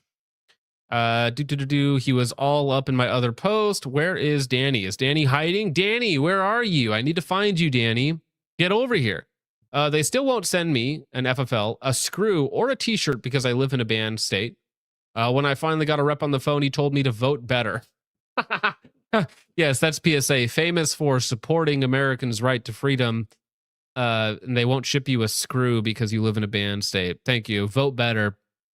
Have you tried voting harder, sir? When I tried explaining to the people in MA who own guns are the ones fighting the bad legislation,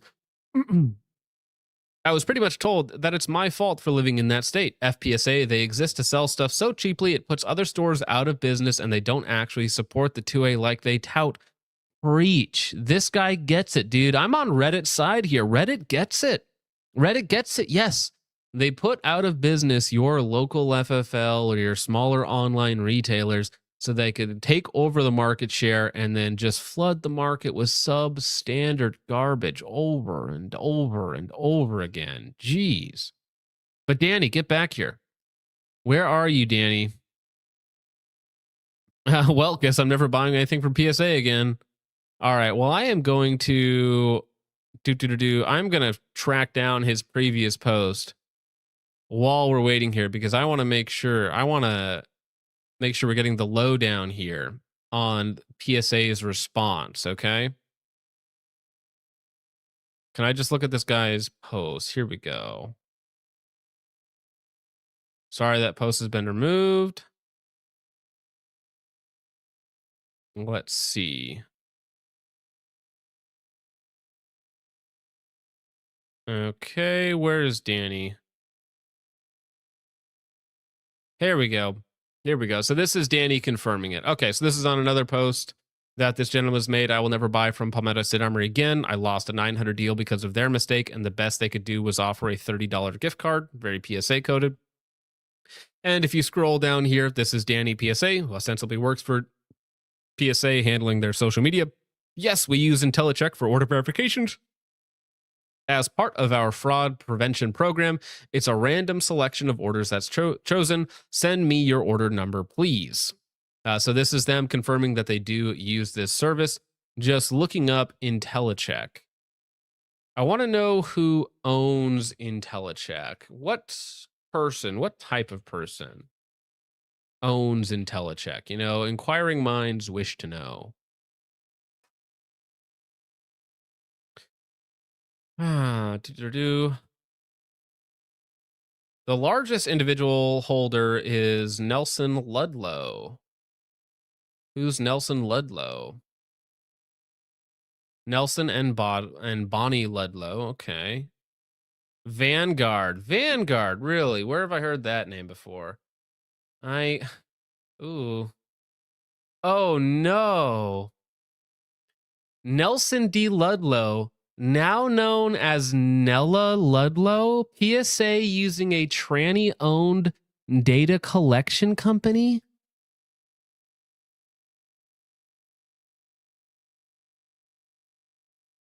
What?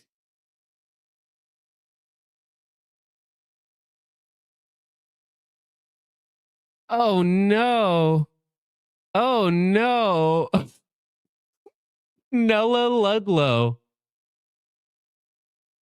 Yeah, so anyways, are you guys excited about PSA? Do you guys want to maybe place an order? This young man wants a picture from you. Miss checks notes, Nella Ludlow, formerly Nelson, wants a picture of you, young man. You know, it's just like, that took like 5 seconds of searching. You know, just a little bit of sleuthing it out. Just a little bit of independent journalism here that we do on the fly. Dr. Ludlow has a PhD in artificial intelligence, and they're British, ostensibly. Huh. Yep. Oh, dear. Dude, no way is that a real image. Look at this obvious woman on the right.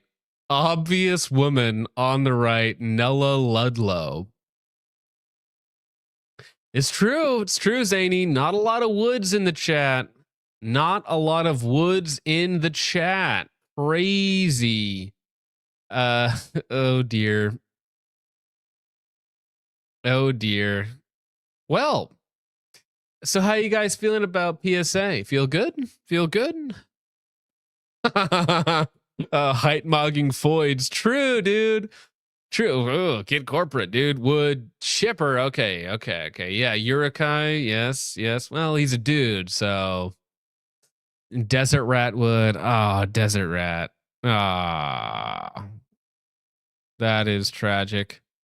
Well, anyways, so PSA, do you want to hand over your private information to IntelliCheck? Trusted real-time identity verification. That's crazy, dude. And again, Nella Ludlow is the largest shareholder. All right. Also, people like Vanguard and a few other companies in there that absolutely hate you and everything you stand for and your family and your children and your values, so on and so forth, right? Who cares about any of that stuff, though? Am I right? But if you do care about that, then maybe you shouldn't. Maybe you shouldn't support them. And it is interesting to me to know that part of your money that you spend at PSA is now supporting Miss Ludlow. Miss Ludlow, yes. The largest shareholder by height. True, dude. Yeah, he doesn't even like care about the identity verification. He just wants your photo. He's goon maxing to your photos, okay? In-range PSA sponsorships. Maybe Carl Casarda's behind this somehow. Somehow I know that Carl Casarda is really behind this. If there's any way that I can blame it on him, I will. But speaking of things that I can blame on Carl Casarda, we will talk about red dots are stupid. A take from 1986 or 1971. No, it was later than that, way later than that. But I'm Right Boy for 5 says, at Patterson, you are a heretic. We have solutions for such things. The Spaniards were very accomplished at such a thing. Yeah, you had the whole Inquisition. Wait, Amorai Boy, are you saying you're Spanish? I thought you were Mexican. Chips Devil for 10 says, oh no, Super Scummy Company does more super scummy things. On a real note, I genuinely hate PSA and people who defend them. Well, who's defending PSA now? Any PSA defenders want to come out and tell me that they do no wrong? Maybe you've taken a little bit of inspiration, maybe something else from Nella Ludlow. Did Nella Ludlow convince you? Yeah? With her very male-coded genitalia. Male-coded genitalia. What a sentence. Thank you, Chips Dubbo. Are there any PSA defenders in chat? I don't even see them. I don't see any PSA defenders in chat. They're all gone. Committed seppuku. They're all gone, dude. It's fine. Chud for 2 says PSA is just weapon slop for Nappas and other nons. Well, not entirely wrong. Chips Double for 5 says people want a cheap AR. Cool, go buy CAC. At least they know basic QC and don't gaslight their customers. And they're relatively based. So yes, I agree with that. Sheep Herder for 5 says one day, very soon, someone in this chat will come across a fatiguer with the legal name of PSA 15. That's brand legal loyalty, boys. I am surprised. I am quite surprised at the level of support that PSA has for some reason. Like, when you really get down to it, when you really think about it, this is important. Has PSA ever put out what you would consider to be a good product or something best in class? Like, have their ARs ever been the best cheap ARs? Now, I will admit that some of their earlier premium builds, where it was like a Geisley or an FN Coldhammer Forge Chrome Lined Barrel, some of those builds were definitely a good value, and they definitely have good value sometimes. But are any of them actually like good, or can you trust the assembly? I haven't made a good product. Yeah, you're saying FN barrels, but that's not theirs, right? The sabers for a K aren't terrible. Again, it's like, can you trust their assembly though? Can you? Can you? Sometimes I like the part selection. It's true. It's true. Chud McGill for 2 says, let me do the ID verification. I'll do a skin color test. Yeah, it'll just be that Family Guy chart, right? Everything above like the Mediterranean is chill. Everything below, not so much. Thank you, Chud. Appreciate that. Lena Mitchell looks North Starfish for 2 says, can we get an early life check on Nella Ludlow? Don't have to. You already know. You can smell it. You can smell the early life section from here. Over on Ko-Fi, Holly B for, oh my gosh, $50. We're going to have to come over to your house and kill you. No two ways about it. This is a retarded take. $50 from Polly says, no toes. FPSA government ID plus biometrics equals Goy Panopticon tyranny. I agree. Guns and Gear doesn't and can't be accused of T&D posting. What he does do is unremittent Niger chimp out violence vids that make one T&D post. It's true. He just posts their actions, right? I mean, come on. It's not too bad. It's what I do. And then ends with act accordingly. He inflicts doublethink on the shitlib. I agree. Yes, and that's a very effective tool of propaganda, is just to expose them, you know? A little bit of sensitivity training, if you will, to the human mind. Thank you very much, Polly B. That is incredibly based of you, and I agree. A little T&D posting or a little chimp out posting. Actually, I forgot about the top story of the night, guys. I forgot about this. I was going to open up the stream with this before M26 fleeced me for $5.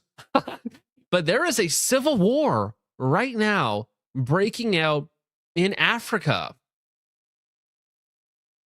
between two factions of chimps.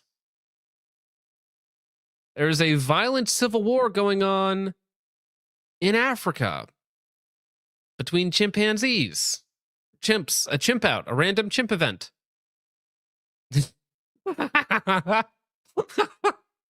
We're at the ChimpCon 1 right now, dude. ChimpCon 1, random, yeah. Do it, yeah. Low-hanging fruit. Low-hanging fruit. The jokes write themselves. The jokes write themselves. All right, where are we? Milspec Max for 2 says, John, settle this. Is the RXM a good gun?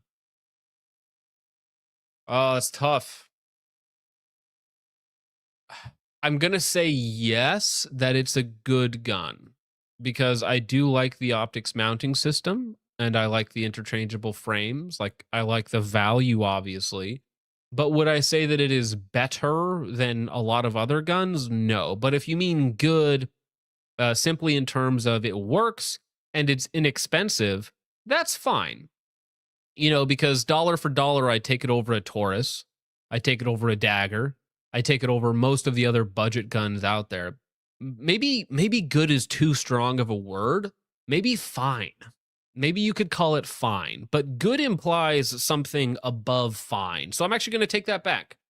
It's not good. It's fine. It's fine. It is adequate. It is an adequate firearm. Chud McGill says it's not. No, it's not. Amorai Boy for 5 says Basque Spanish via Mexico. Younger sons don't inherit estates and got sent to the New World to make a living. Early 1600s, best I can tell. Well, I know all good Mexicans come from Spain. Like, let's be real. Thank you, Amorai Boy. Amorai Boy for another 2 says chat knows it's John, not John, right? Chat doesn't know. That's not my real name. Nobody knows my real name, not even me. All right. Now let's talk about red dots. Let's talk about Bones is seething right now, dude. You need to do a state of the world emergency update. Focus Trip doesn't like the RXM. And again, it's not that I dislike it. I think it's fine. I think it's fine. No, I didn't, Chud. You said no, it's not, right? You said no, it's not. Let me go check. Did it? Yeah, you said no, it's not. I read that. Oh, no, you said Nella Ludlow is definitely an RXM owner. Okay, that did not show up in StreamYards, or I accidentally got rid of it. But yes, you say Nella Ludlow is definitely an RXM owner. I see that. All right. And then you said it's not. Yeah. I got it, Chud. My bad. I had to check YouTube and StreamYards. My bad.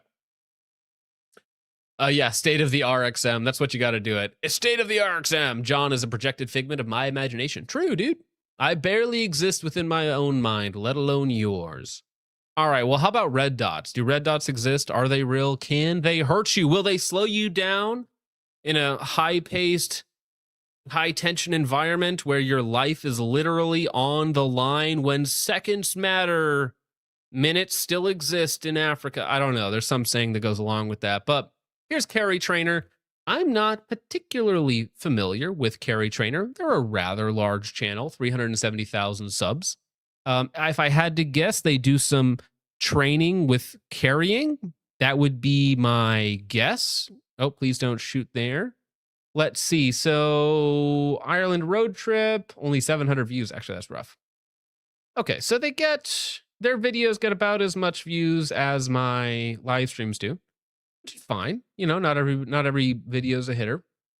However, their most recent one did pretty well. 12,000 views. Title, Red Dots Are Stupid in an Emergency. Okay, just on the title alone, I gotta just say no.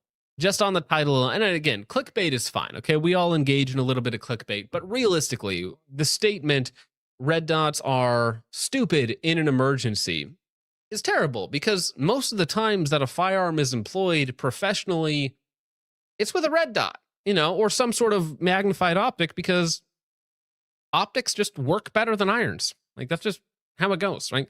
In the first world, you know, third world, I'm sure it's a little different, but in the first world, most times a police officer, a SWAT guy, a sniper guy, a military guy, whatever it might be, it's going to have an optic of some sort. It's going to be a red dot. It's going to be a magnified optic, whatever it might be. Optics are cool. Optics are cool. Yeah, and I agree. If you never train with your stuff, it's really stupid.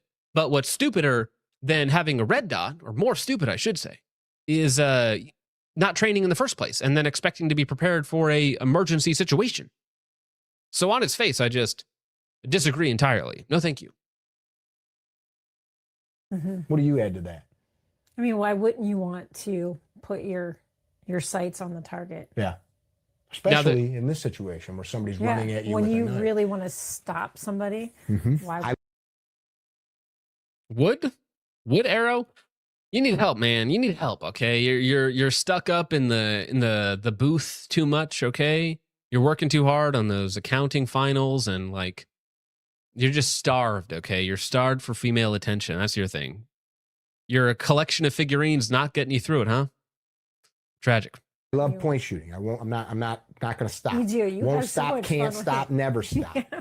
What's the next point? Okay, the next Here we go. point is, I believe it's the red dot point. You know, I got one more The red dot question, the RDQ, if you will. Okay. What do we do? Is there a final solution for red dots? point on that. Okay. On that. No, that I want to go to this red dot thing. The best shooters on planet Earth. This was something I was thinking about with Dave Harrington. The best shooters, guys like Robbie Latham, Jerry Michalik, more modern guys, my friend Max Michel, JJ Ricazza, Travis Tomasi. I like how he says more modern guys and then names guys that were great like 10 years ago. Now, JJ and a few of the Max Michel, they're still great shooters, of course, but they're not clear in the field these days. All world champions. Every one of them uses their sights to great effect. If you go to the best war fighters, guys that come from Green Beret units, SEAL units, Ranger units, Air Force Special Operations units, guys that are like our friend Vern, CCT, JTAC, PJ guys, or to the civilian side of the house, law enforcement, SWAT dudes. All of them, if they're well trained, but all the high level American special operations dudes, and this, I'm not talking out my ass because I have 100. They all use optics though, right? Like that's how we're trained in the modern era, and sites are so prolific and so honestly so good. Like modern micro red dots are so good nowadays. They're fantastic. They're insanely good for the money. You know, this isn't 2012 with one option on the market. We got options here, and they're all like, even as much as I hate some of them and complain about some of them, 99% of the time they still work, right? Plus friends and associates from that background, their small arms training, the pistol specifically, comes from the guys I'm talking about. Travis Tomasi, Max Michel, both Army marksmanship guys. The Army marksmanship unit goes out and finds these dudes. Ernest Langdon, Marine Corps. They went out and found these dudes and brought them. Lanny Basham, who I consider to be a mentor and friend, Army marksmanship guy, one of the winningest Olympic rifle shooters on planet Earth, went to the Army marksmanship unit to teach them. Daniel Horner, whose name I mentioned, Army marksmanship unit, and there's many more. He's pedigree maxing, okay? He's caging his statements inside of an appeal to authority fallacy, right? So he's just listing as many people that he can to sort of like hold up his argument, because there is no real argument. So they're just like he's giving all of these names to hold up this facade of an argument. And there's nothing here yet. I'm just waiting for the thing, please. Plus. These guys, Why wouldn't you? Yeah, Casey Why wouldn't you Asubio. have these guys? Yeah. In addition, If the dual illuminated RMR was the only pistol dot in existence, would you use it over the irons? Yes. Yes, it still has advantages. And any of the situations where I can't use it because the lighting is off, or, in a weird scenario where like you're looking inside a house to outside a house, you still have backup irons. There is no argument for not having a red dot on your gun. all those guys, when they go get spun up for training before deployments, they go to a place called Mid-South, which we sell gunfighter gun oil to. Little shameless plug for the best firearm lubricant on planet Earth, which we make. Mid-South, John Shaw, back in the day, was one of the greatest pistol competitors on Earth. And he finds this niche where he starts teaching the best of the best war fighters, the best lifesavers with SWAT cops, because that's really their job, right? Go stop really bad things.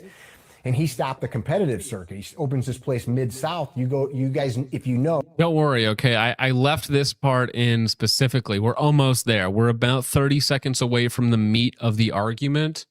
But he prefaces it in this long, rambling diatribe, naming, some professional shooters that, for the most part, shoot with dots. And then, Army marksman, AMU guys and other people. And it's like, sure, let's wrap this up, though, okay? Let's get to the point here. Let's hear the argument. Why are red dots bad in a self-defense or an emergency scenario, whatever that happens to be? Anybody that's served in the last 25 years as a SEAL. When your operational window is 25 years, that's like comparing World War II to Vietnam. Yeah. A 25-year operating window is like World War II to Vietnam, Vietnam to Desert Storm. These are not the same things, okay? The nature of war fighting has completely changed. 25 years of an operating window is insane. A Green Beret or some other high-level special operation guy, and they have pistol skills, ask them if they've been to or heard of Mid-South. Chances are they had. In addition, you've got guys like I said, Travis and JJ and those, but then there's a whole... Wait, we talking about Travis Haley? I like Travis because he's funny. Other plethora of guys that nobody even knows about anymore because they don't do social media and they just go teach these units. And I bring that up because that's who the best gunfighters on earth are emulating. They're not emulating trick shooters. They're emulating dudes that are rabidly addicted to... Who's a trick shooter? Like, guys, who's a trick shooter that you know? Oh, Travis Tomasi. Yeah, my bad. Who's a trick shooter that, like Pewview does like some trick shots where he'll do like something wacky and a bullet lands in the chamber and then I'll shoot. But who's like a trick shooter? Bob Munden? Trick shoot 22 Plinkster. The emulating trick shooters? Like, what are we doing? Buster Scruggs? Real. Best gunfighters on earth are emulating. They're not emulating trick shooters. They're emulating dudes that are rabidly addicted to speed and accuracy. And that's going to come up in the next point. What else was the next one? I believe it was red dots. Yeah, the red dot is next. Here we go. Here we go. Yes, red dots are ridiculous and a split-second decision. Okay. Okay, so the statement that they're doing this kind of response to reading comments and whatnot. Red dots on a pistol are ridiculous. Ridiculous. They should be ridiculed, worthy of ridicule in a split-second scenario. Interesting. Okay. That's not their statement. That's somebody else that they're responding to here. So curious, I would need some additional explanation there. I need that to be teased out a little bit. Okay. What do you actually mean by that? And then there's the battery issue. So let's... And then there's the focus and time issue. Let's hit the battery issue first. Oh, shoot. Damn it. I was hoping he wasn't going to hold up a firearm. Let's see. Battery issue. Don't think it's much of a battery issue. Is that going to get me off? That's bad phrasing. My bad. Okay. Let's see. That's simple. Change your batteries. So I've got what to me is probably the... You guys get it, though. He's holding up what looks to be like a Glock 45 with a... that is not the Acro. What's the new one? The Koa. The Glock Koa, okay? Which is like fine. It's okay. It's like an Acro Plus with a better cut a little bit. Batteries. Now, it is ironic as well that you're like, the battery life question, okay? The BLQ with an Acro Koa. You're like, maybe that's not the best representation of battery life in a pistol optic. Maybe that's not the best representation of battery life, Maybe there's better options out there. Yeah, and it's also like, I if you have red dots for over a year, you're going to notice some of them start to die every now and again. So you change them out every year. And if you're really that paranoid about it for a carry gun, you change it every 6 months. Ta-da. Ta-da. All right, it's not a complicated solution here, okay? Highest iteration or version of a fighting weapon on planet Earth. A simple Glock. The highest iteration of a fighting weapon on planet Earth pulls out a Glock Gen 5. I mean, there's some truth to that, actually. Like, as far as, like, simplistic yet works. Topped by an aim point. This is the Koa. I've done videos on there. This one has some Tango down parts on it. This one also has the Tango down. You can see their name right there. The Tango down. Sorry, I wish you guys could see this. Because just awkwardly like trying to show you guys the text on his code. It's much more funny for me than it is for you guys.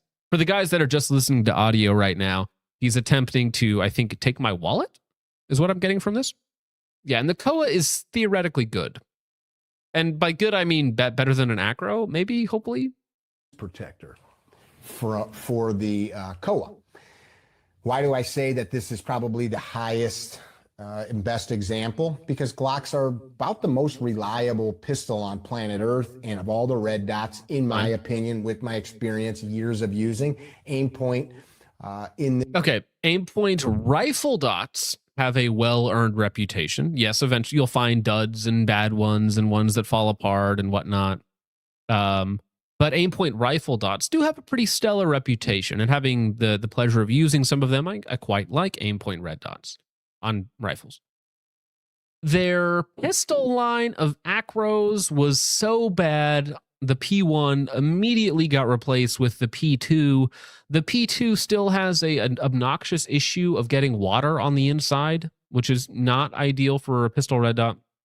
And as of yet, I haven't heard anything too negative about the Koa. As of yet.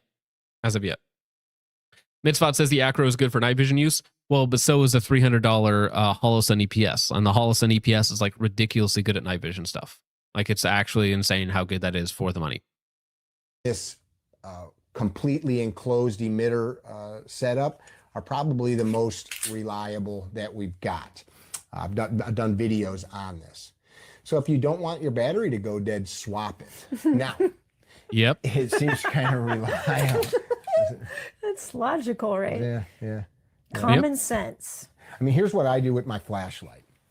So a couple things. I'm kind of a miser. These use the... I am still waiting for a point about the red dots themselves. So, right, the battery question, the BQ has already been solved, right? We just replaced them. That we get that. Yes, we have established that is the way to fix that. You know, if you're really crazy about it, every 6 months, okay? And that's going to be fine for most people. If it's not an everyday carry, if you're not dry firing with it literally every day, you know, a year will probably be fine, okay? It's not a complex topic. It's not rocket science. You know, an African engineer could probably be able to figure it out. I think you could do it. In my particular light, the 123A. And it's one of those things, oh, but batteries are expensive. Sir, like, I'm about to drop like $30,000 in ammo this year. Like, you think I care about replacing 3 or 4 batteries? What do you want about? Because I actually shoot them, right? Lithium. These are the 3-volt. I don't wait for it to die. I run it for, and I use my light a lot. So I have killed them. I always have some in the truck. I've got a battery box in the truck full of assorted batteries, which doesn't help you in a gunfight. But before it dies, I take those out and I have another box. All of our electronic hearing protection uses these, and it uses far less energy than the flashlights. So I put those safely. They don't just toss them loose because you could start a fire. I put them safely in another box, and then that's what goes in our ear pro, and they'll last months or longer in the hearing protection. And then I just put a brand new one in, right? And there's rechargeable versions. Can I please say something that I noticed? So please. At the end of class, you know, when we wrap up class and we're switching out our ammo, we're putting our street ammo back in the guns. I see people on the line all the time check their dot. Mm-hmm.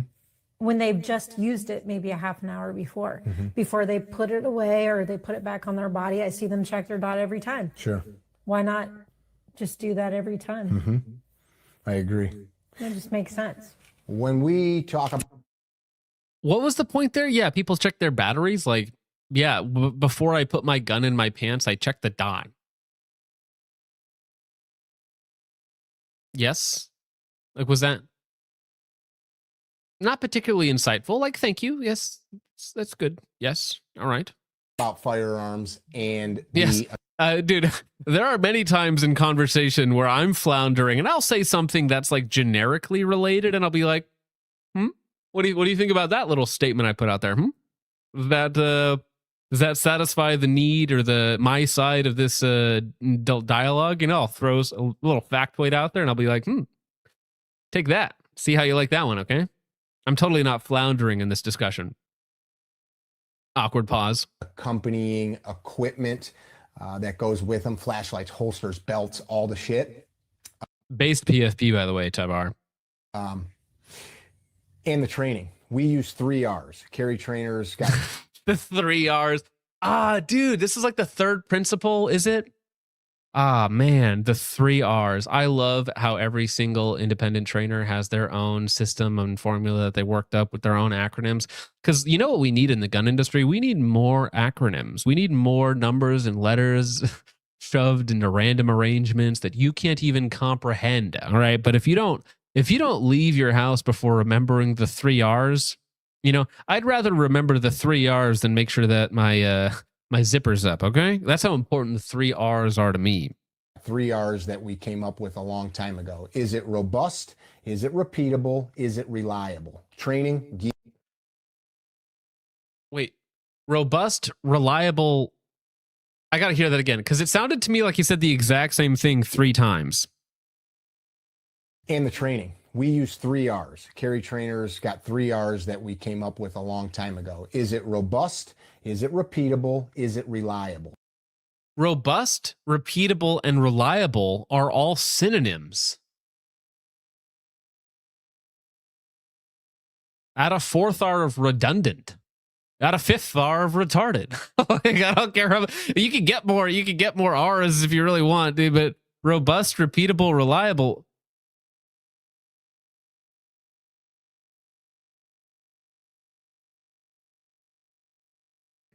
Right. And how is this? Like, I love the terms that these people come up with. Like, is this supposed to be useful to me in my daily life? Am I supposed to think about this? Does this help anyone? Repetitious? Yeah, you could add another one. Training, gear, equipment, etc. So I'm going to start with stuff that's repeatable, reliable, and robust. The best I can afford, and then I'm going to maintain it. We're trusting our equipment. A paramedic trusts their equipment. A pilot trusts their equipment. A truck driver trusts their equipment. A deep sea diver trusts their equipment, right? Even an artist trusts their equipment. Your funeral, pal. If it's not robust, reliable, and repeatable, it's your funeral, bud. True.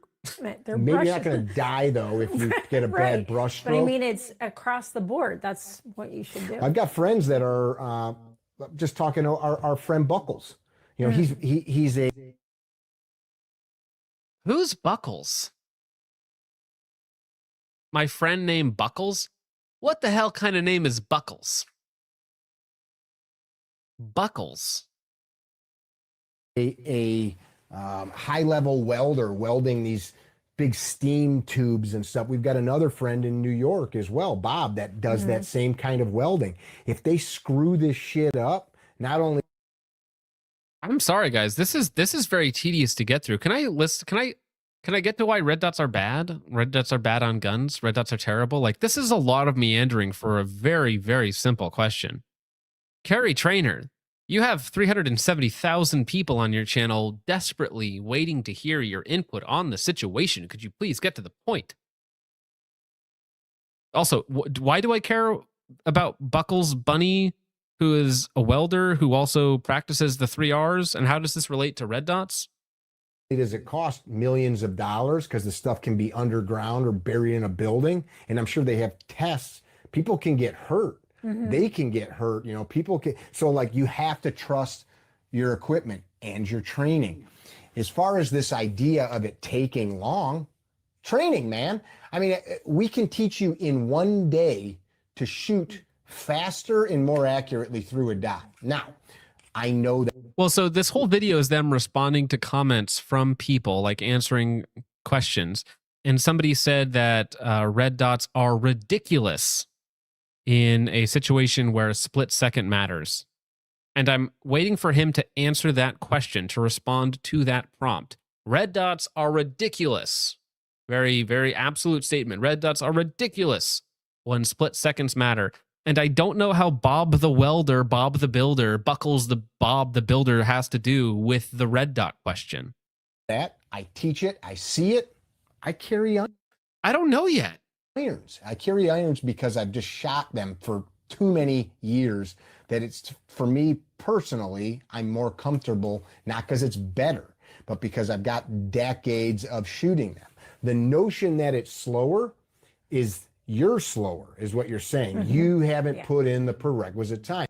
Okay, so what he's saying there, finally he's gotten to his point 5 minutes after the prompt, is that red dots for him, where he's at, personally, very subjective, he does not feel as comfortable with red dots as he does with irons, which that's a take that I'd allow. Like, you're allowed to have that take that you are less comfortable with a dot than you are with irons. That's an allowable take.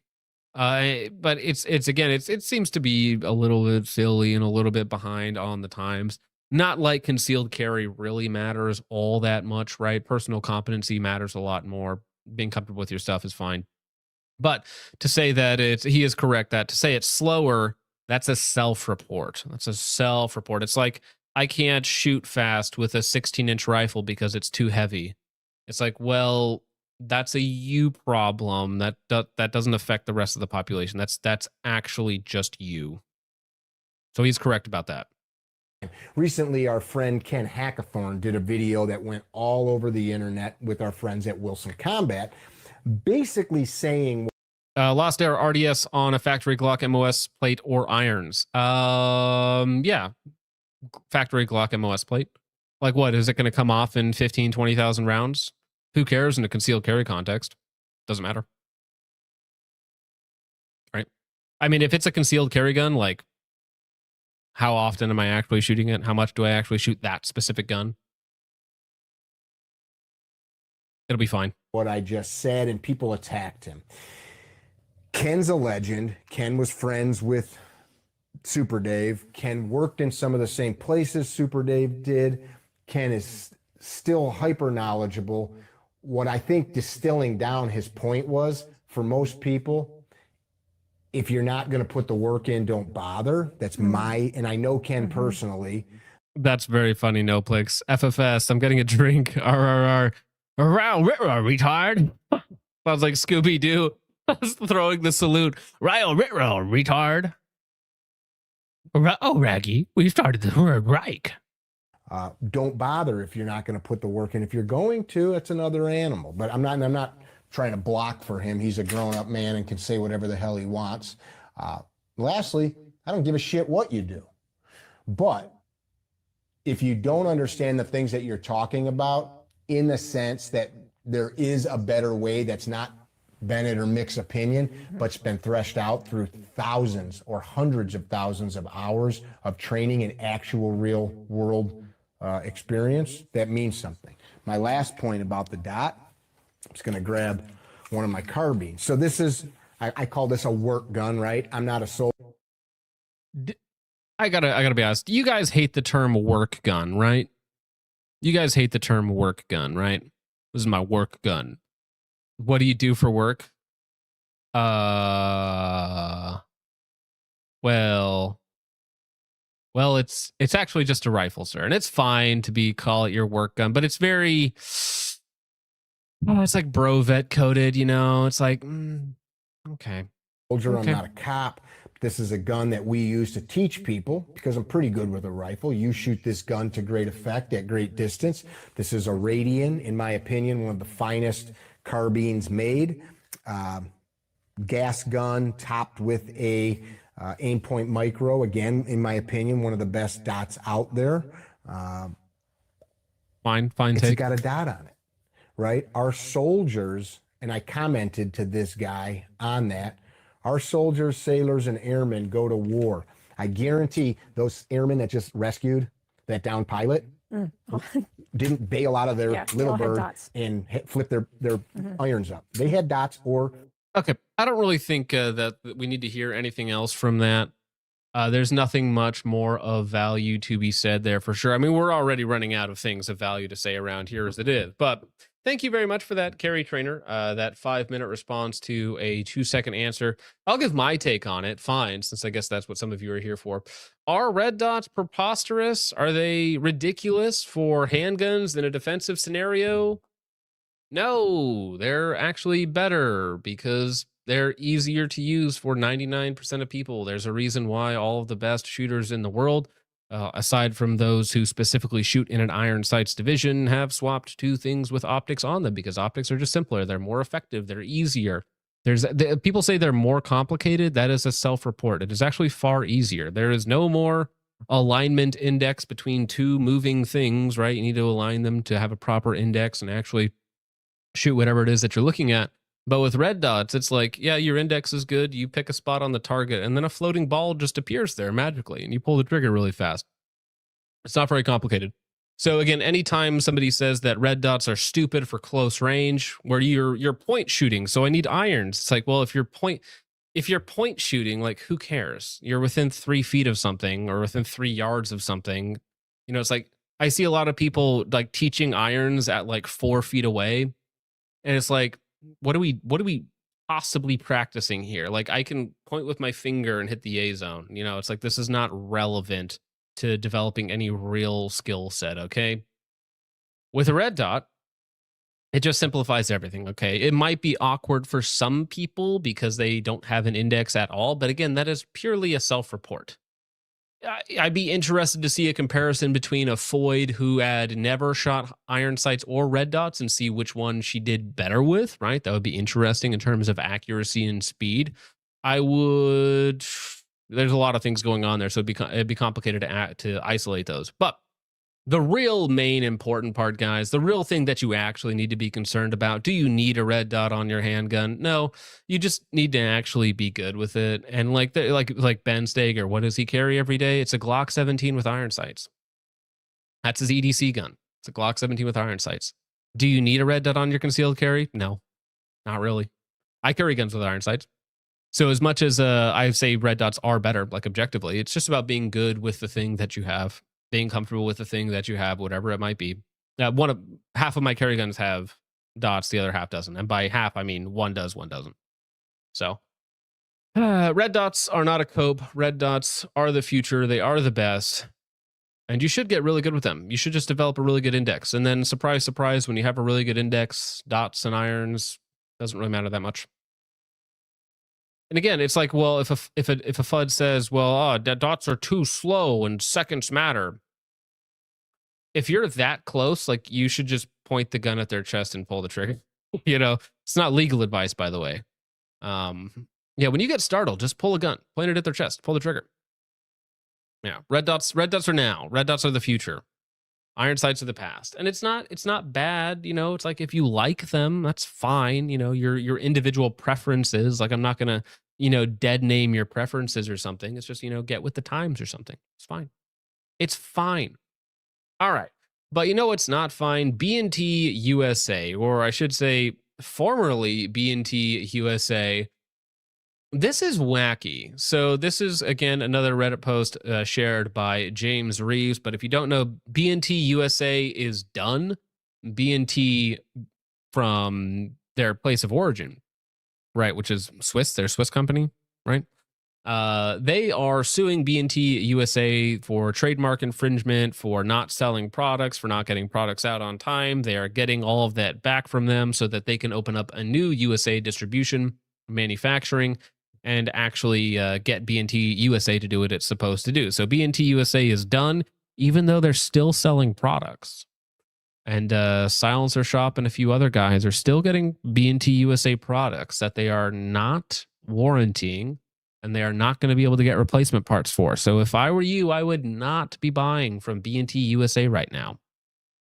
So B&T USA no longer refunding B&T parts orders. Chargeback is the only option, because again, if you're buying from B&T USA right now, maybe you'll get it, maybe you won't, but there is not going to be any warranty or future with it. So too long, didn't read. If you have a B&T parts order outstanding, a chargeback, there's bad times when a chargeback is your only remaining option to get your money back. After my last post, B&T USA got a significant influx of refund requests, so many that Sean decided not to process any more refunds, right? This is like a run on the bank.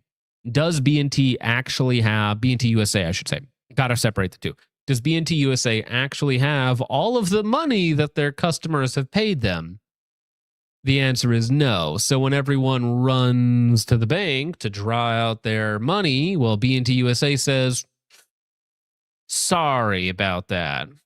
Well, so he is instructed that this not be said directly in email to customers, but instead for people to stall and pass around to different email addresses. If you email AR@BT, danetter@BT, you will now get an auto reply from service@BT. BT USA is bleeding money and falling apart.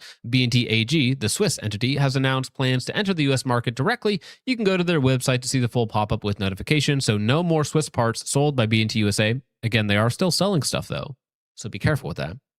And no refund. Supposedly, their credit card processor will be dropping them soon with all the issues. Bottom line, do a chargeback now to get your money back while you still can. That's bad. When it's that bad, that's the end, right? Where you're no longer able to refund customers, where everybody is charging you back, where you're no longer able to ship products. Whoever is in charge holding the bag, literally and metaphorically, for B&T USA, probably going to be involved in a lot of lawsuits going forward. Probably not going to look good on him. But knowing the gun industry, he'll be back with a new company in 6 months. All right, and continues on. For now, they are still processing refunds to keep up appearances, but they don't have enough money on hand to refund all the orders. Do not wait to contact them and cancel. Otherwise, your only option will be to charge back if you're still in the window. So now there's an update, of course, from B&T AG, which is Karl Brugger, of course. Dear U.S. customers, we are actively working to bring you the full range of genuine Swiss products, parts, and service you have come to know back in the United States. While a certain ongoing legal dispute over U.S. trademarks awaits resolution, we are establishing a new 100% Swiss-owned U.S. operation so you can once again experience authentic Swiss design and uncompromising craftsmanship that define our values. The new company will most likely be established in the southeast part of the U.S., Florida, allowing us to build a strong operational foundation and serve our U.S. customers efficiently. With multiple daily direct flights from Zurich to Atlanta, this location will also help improve logistics. We kindly ask for your patience as we build the necessary infrastructure, licensing, and team in the United States. Our objective is to provide a reliable supply chain and world-class support as quickly as possible through the importation of authentic Swiss-made firearms and accessories, as well as service and maintenance for existing products and platforms already in use across the U.S. In the meantime, we are actively building a team of exceptional individuals who reflect and embody our values, including executive, administrative, marketing, sales, compliance, and operational roles. If you have ever wanted to be part of our mission and what we strive to represent every day here in the United States, we would be pleased to hear from you. Blah, blah, blah. Hey, you want a job for the new B&T USA company if you're in Florida or Georgia or in the southeast of the U.S.? Maybe this is your calling. Maybe this is your sign to get on there so that you can deal with dozens, tens of angry formerly B&T USA customers, right? Does that sound exciting for you guys? Now, B&T is another one of those companies where their US-based B&T USA customer service has not always been great, which is probably part of the impotence for the, not impotence, what's the word? I said the same thing. Impus? Something. I keep forgetting that I keep getting that word mixed up, but whatever it is. So it's some of the reason, okay, for them having the legal dispute with B&T USA in the first place. Well, B&T users, are there any B&T users in the chat? Does anyone actually care? Are any of you guys actually interested? You know what, guys? I am going to finish off here. We have one more piece of actual firearms news, which is not going to be that exciting for you guys.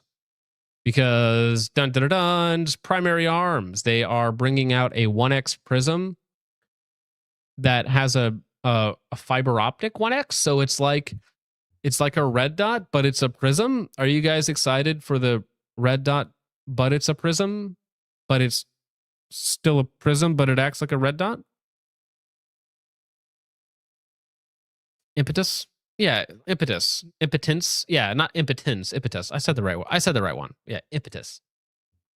Anyways, is this exciting for you guys? You guys like your Primary Arms micro prisms? Now, to me, the least interesting Primary Arms micro prism is the 1X.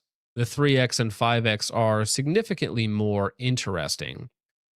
But a lot of complaints with the 1X is that it has a really the horseshoe reticle, the obnoxious, all the other auto ranging features in it. And some people kind of just want a simpler, more direct system because a lot of people use it as a replacement red dot.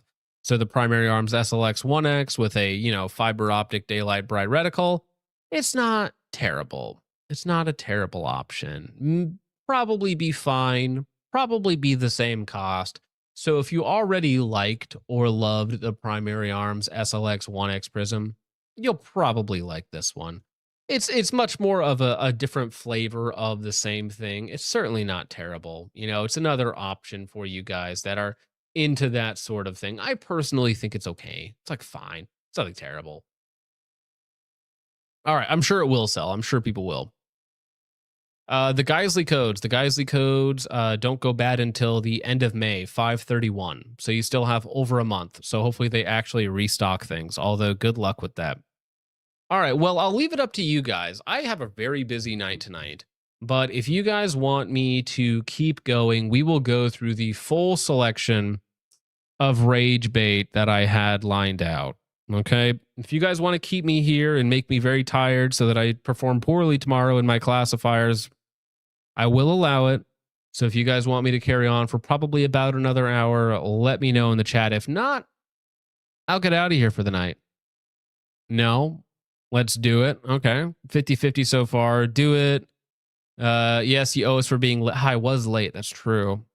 No, John. End stream. We're tired of you. Okay, fair enough. Go to bed. Go to bed. Come to orthodoxy based. We want bait. No. Yes, please. Go to bed. That one. Do it. Rage bait. No sleep. Okay. Go to bed. Go to bed. It's a lot of go to beds though.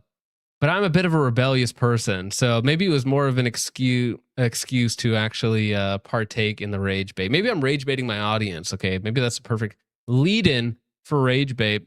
Now, this was interesting to me because, as far as I had known or was aware, the Trump administration was completely moving away from the Epstein files. It's a Democrat hoax. It's a loser podcaster thing or something like that. And as a loser podcaster, I did take that quite personally. And then randomly, was it yesterday, Melania Trump has a solo press conference announcement about the Epstein files, which is like, that's strange. That's weird. And then Alex Jones today, who's also a disgraced podcaster, a loser podcaster, according to the POTUS, of course, said that Melania and Donald are on the outs. They're on the outs? What the heck? What is going on? So anyways, let's let Melania talk about the Epstein lists and her associations with Mr. Jeff. Good afternoon. I always get jump scared by her voice because I never know. I never remember what Melania sounds like. Okay, I see her face. I know exactly what she looks like, very striking Eastern European. And then she opens up her mouth and I'm like, whoa, all right. That is the least American, least First Lady accent we've ever had in this country. Okay. Other than Michael, of course. The lies linking me with the disgraceful Jeffrey Epstein need to end today.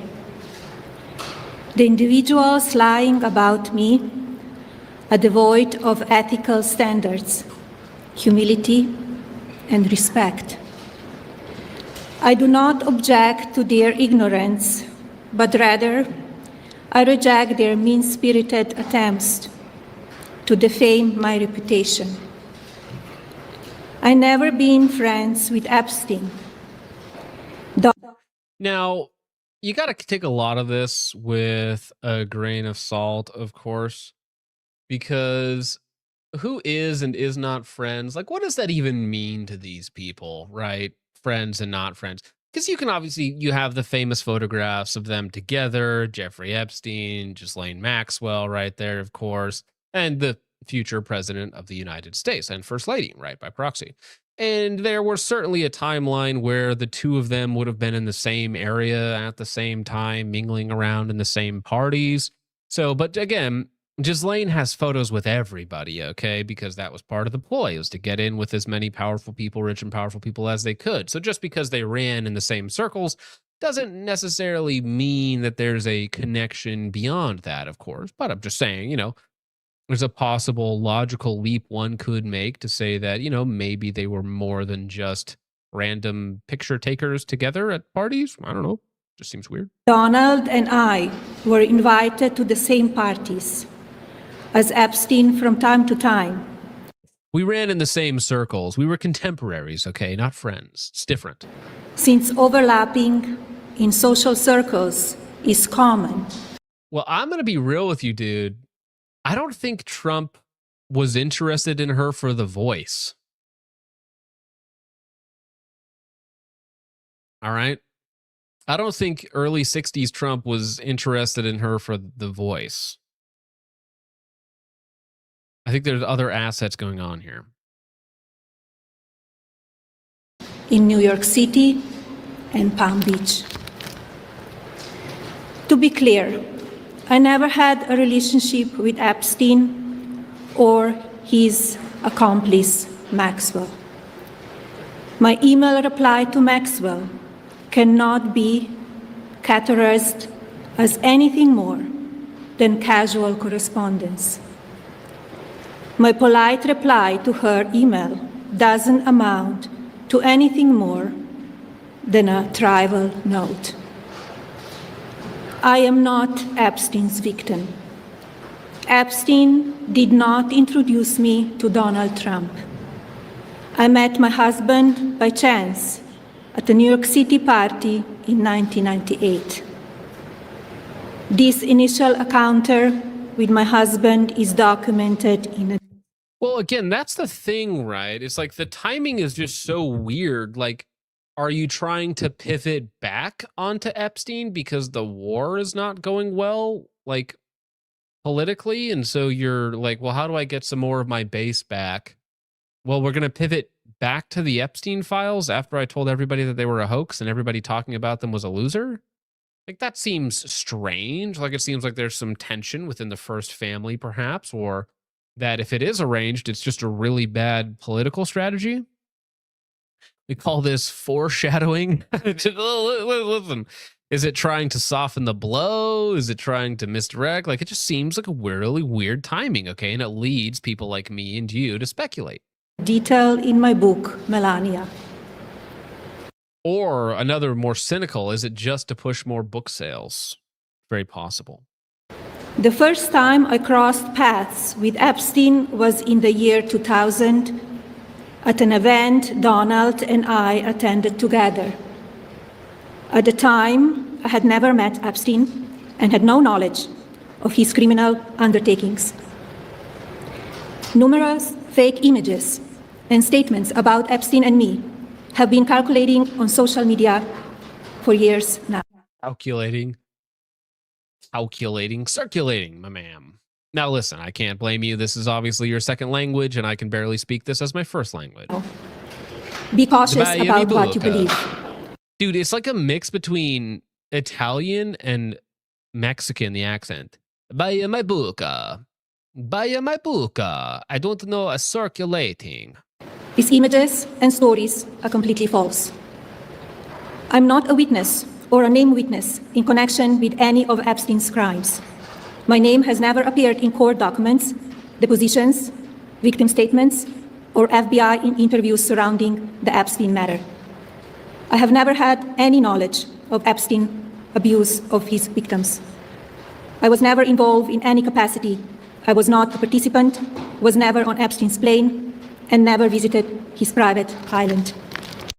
And again, it just seems weird to me. Was there a political push that I'm just out of the loop on to drag Melania into all of this? Because everybody talking about Trump-Epstein connections was really focused more on Trump than Melania. I'm sure that a few newspapers or, talking heads had brought it up, I'm sure. But really, I didn't see a lot of the accusations floating towards her. It was mostly towards, Trump and some of the other powerful figures that people are trying to tie these connections to. So again, when you come out so strong, like imagine if I had an entire stream or press conference where I was denying the allegations that Charlie Cox was gay. It'd be like, why are you doing that? That seems weird. Like maybe that's something I should look into. It's quite weird. Charlie Cox is gay? Like, He's not gay, sorry. Deeply closeted. I have never been legally accused or convinced of a crime in connection with Epstein sex trafficking, abuse of minors, and other repulsive behavior. The false smears about me from mean-spirited and politically motivated individuals and entities looking to cause damage to my good name, to gain financially and climb politically, must stop. My attorneys and I have fought these unfounded and baseless lies with success and will continue to maintain my sound reputation without hesitation. To date, several individuals and companies have been legally obligated to publicly apologize and retract their lies about me, such as Daily Beast, James Carville, and HarperCollins UK. Now is the time for Congress to act. Epstein was not alone. Several prominent male executives resigned from their powerful positions after this matter became widely politicized. Of course, this doesn't amount to guilt, but we still must work openly and transparently to uncover the truth. I call on Congress. So this is the part that's weird, the last minute of this, where she's like, she denies all the allegations personally, that she was a victim, that she was tied in, that she knew them, that she was friends, anything like that, of course, that there's any ties between them and Trump. But then she pushes the matter further along, which is like the strange part, right? Because it seems from the outside that they've been attempting to simply sweep it under the rug and move away from it as much as possible. And Trump has been very against talking about it, bringing it up, or punishing anybody involved. Again, 0 people so far have been charged in the U.S. in anything connected to the Jeffrey Epstein stuff other than Epstein and Ghislaine Maxwell herself. So it just seems strange to me that she's like dragging this out and calling for congressional hearings and calling for more looking into it, when the last time it was brought up to Trump, Trump was like, you guys are still talking about that? It's a nothing. It's a hoax. Nothing. And it's weird that then his wife comes out like weeks later and is like, back to that Epstein thing we were talking about back then that my husband just said was a hoax. To provide the women who have been victimized by Epstein with a public hearing specifically centered around the survivors. Give these victims their opportunity to testify under oath in front of Congress with the power of sworn testimony.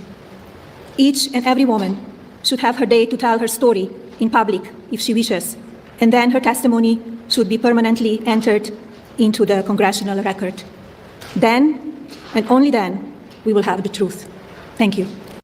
Yeah, so he said they don't exist until he got bullied into releasing them. Even like diehard MAGA guys are like, yeah, the Epstein stuff went really bad. Like, you should not have done that. That did not go well optically.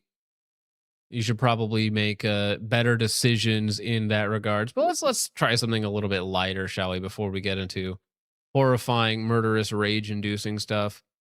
Here we have the MMIWG2S, Geisley two-stage trigger mentioned, LGBTQQ, queers and something else, IA+, the longest acronym in Canadian politics, just dropped. Now, listen to this monstrosity, shall you? The ongoing genocide of MMIWG2S LGBTQQIA+. This is abhorrent. Deal with the ongoing genocide of MMIWG2S LGBTQQIA+. The ongoing genocide of MMIWG2S LGBTQQIA+. I gotta know what this actually means. Oh my gosh, there's a whole article. British Columbia Assembly of First Nations. Yeah, you guys shouldn't be a sovereign country. Sorry. You guys are going back to a proxy state. A regional engagement and development of the MMIWG2S LGBTQIA+ National Action Plan. Can I get a definition of what this means? Like, ostensibly Canadian tax dollars are actually going to this? Like, what the heck? So the acronym MMIWG2S LGBTQIA+ recently used by a Canadian politician has sparked frenzy online. Can I get to what it actually means? Okay, the acronym stands for Missing and Murdered Indigenous Women, Girls, Two-Spirit.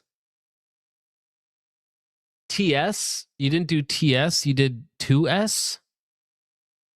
Missing and Murdered Indigenous Women. Well, the sad thing about sex slavery or sex trafficking among Native Americans and Native Canadians, if that's what you want to call them, right? Because you can't use the term Indian anymore because there's too many Indians in both of these countries. But the really sad part about like on reservations in the US, most of the time they're being sold into sex trafficking by a family member, by an aunt, by an uncle, by somebody that they know, which is really tragic. You know, I couldn't think of an outcome more tragic for your family. And but they always use this as some sort of like genocide that white people are perpetrating upon them. And it's like, you guys are kind of just selling out your own. And it's really awful. It's really awful what you guys are allowed to do. Women, girls, and two-spirit, a term used by some First Nations to describe people who embody both masculine and feminine spirits, lesbian, gay, bisexual, transgender, queer, questioning, intersex, and asexual people. Questioning. I mean, there's a lot of questioning guys in the chat. There's a lot of questioning going on in the chat right now. Questioning, huh? But there's a little bit of hilarity, a little bit of lighthearted ribbing, you could say. Before we get to, I guess this is the one that, you know, if there was ever a reason to like remove people from existence, it would definitely be this one. So this is a tragic update on this story. Is a 85-year-old grandma after she gets her recliner delivered by her family. So you see her here. That's easy to do. Let me refresh the page here. Hello. What are you doing? Making a video? Making a video. Don't get close to me. No makeup on or nothing. She's like, I have no makeup on. None. It's in the living room already. So they are to this wonderful old lady who's 85 years old, lives on her own. You know, it's many such cases. Now these are very vulnerable peoples because of the fact that they live alone, of course. And she's receiving a recliner on Christmas. She's receiving a new seat so she can be comfortable in your, what do you call them? Your sunset years, your later years, your last years, you know, from your family, your children, your friends. And they're doing this wonderful, kind, gracious act to you as a sign of respect and honor for your, you know, your participation in their life, your years of age, you know, just general respect for your family and friends of age. Wonderful things. Come here. I had them put it together. Man. Oh, thank y'all for doing this. I love it. I love it. Where do you want it? Right there in Right that there? corner. I just love it. And it's a wholesome moment. It's very wholesome. This is very, like, you know, my parents are elderly, of course, and so I have a big family. I have 8 brothers and sisters. And of course, you know, getting my older brothers to do stuff for the family is like a pastime, you know, when we all get together. It's like, okay, well, dad needs this moved there and mom wants this moved there, and we got to do X and Y for him and whatnot. It's a thing that brings the whole family together, of course. And that is a wonderful old lady enjoying her later days, and she is blessed to have children and family and friends that still take care of her, you know? Many people, when they reach that age, through their own life choices, through unfortunate circumstances, are not able to live on their own. They're forced into homes. They're forced away where they don't see anyone, and they kind of just wither away and die. But to be still living on your own for the most part, helped out by your family in your later years, I think is a goal of a lot of people. I think that's kind of the way they view the ideal end of life, right? To enjoy the world that you've built with the family that you built it with. However, there is a tragic end to this. So Melissa Garcia saw Ina the day before she was found dead and recorded their final moment together. She loved people, Melissa said. All she wanted to know was, did you know the Lord? Melissa gave her a new recliner as an early Christmas gift. Ina called her later that night to thank her one last time. And she said, I'm sad because I didn't talk to her as long as I normally do. And that is the night before she was raped and murdered by this thing. raped and murdered an 85-year-old grandmother, great-grandmother living out her final days just before Christmas, getting your present early, hanging out with your family. Not only the murder, but the raping, the sexual assault on the way out.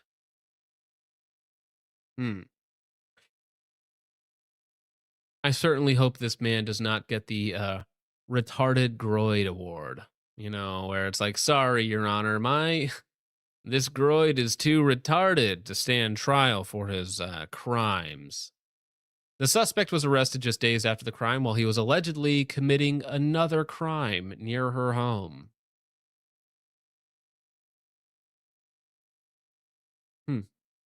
Maybe he wasn't getting a good lunch. We want to warn you that some of the details in this case are disturbing. 85-year-old Ina Balch was found dead in her northwestern Oklahoma City home in December. According to court documents, her death was extremely suspicious after she was found upright in the bed and tied up with her own clothing. It's believed that she would not have been able to escape. She had multiple bruises on her body, including her face. Ina's family told the police that they were at the home the day before.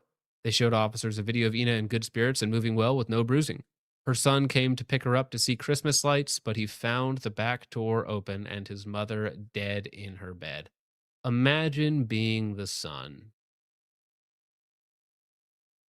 Going to see Christmas lights with your 85-year-old mother. You're an old man at this point. You're in your 50s. You're maybe even pushing 60, at this point in time, and you're still going to pick up your mom, Gonna go take her to see Christmas lights. It's Christmas time. It's time to spend time with the family. And your wonderful mother, who is advanced in age, defenseless for the most part, wants to know the condition of their souls, right? That's what she's interested in. Do you know the Lord? Raped and murdered by an animal. During the investigation, DNA evidence was found inside her body. I don't need to elaborate. Her hip was broken, which caused internal bleeding leading to her death. The DNA was put into a nation database called the Combined DNA Index System, CODIS. And Cordell Wilson. The match came back to a 33-year-old Cordell Wilson, and an arrest warrant was issued, accusing him of murder, breaking into Ina's home, rape, and assault. However, police didn't have to look far because Wilson was already in jail for allegedly breaking into a home 2 streets away just days after Ina's death. Our grandma was a devout Christian. She loved the Lord, and her soul's purpose on this earth was to lead people to Christ. She was loved dearly. A message from Ina's family. Wilson was formally charged in court today for breaking into a home days after Ina's death. The district attorney's office says official charges for the death of Ina could come soon. Death penalty, public hanging, leave the body for the crows. It needs to be public. It needs to be gruesome. It needs to be graphic. We could go the Vlad the Impaler methodology. I'm not too particular as long as it is very public and as long as it remains as a monument to what these people should face when they commit such crimes.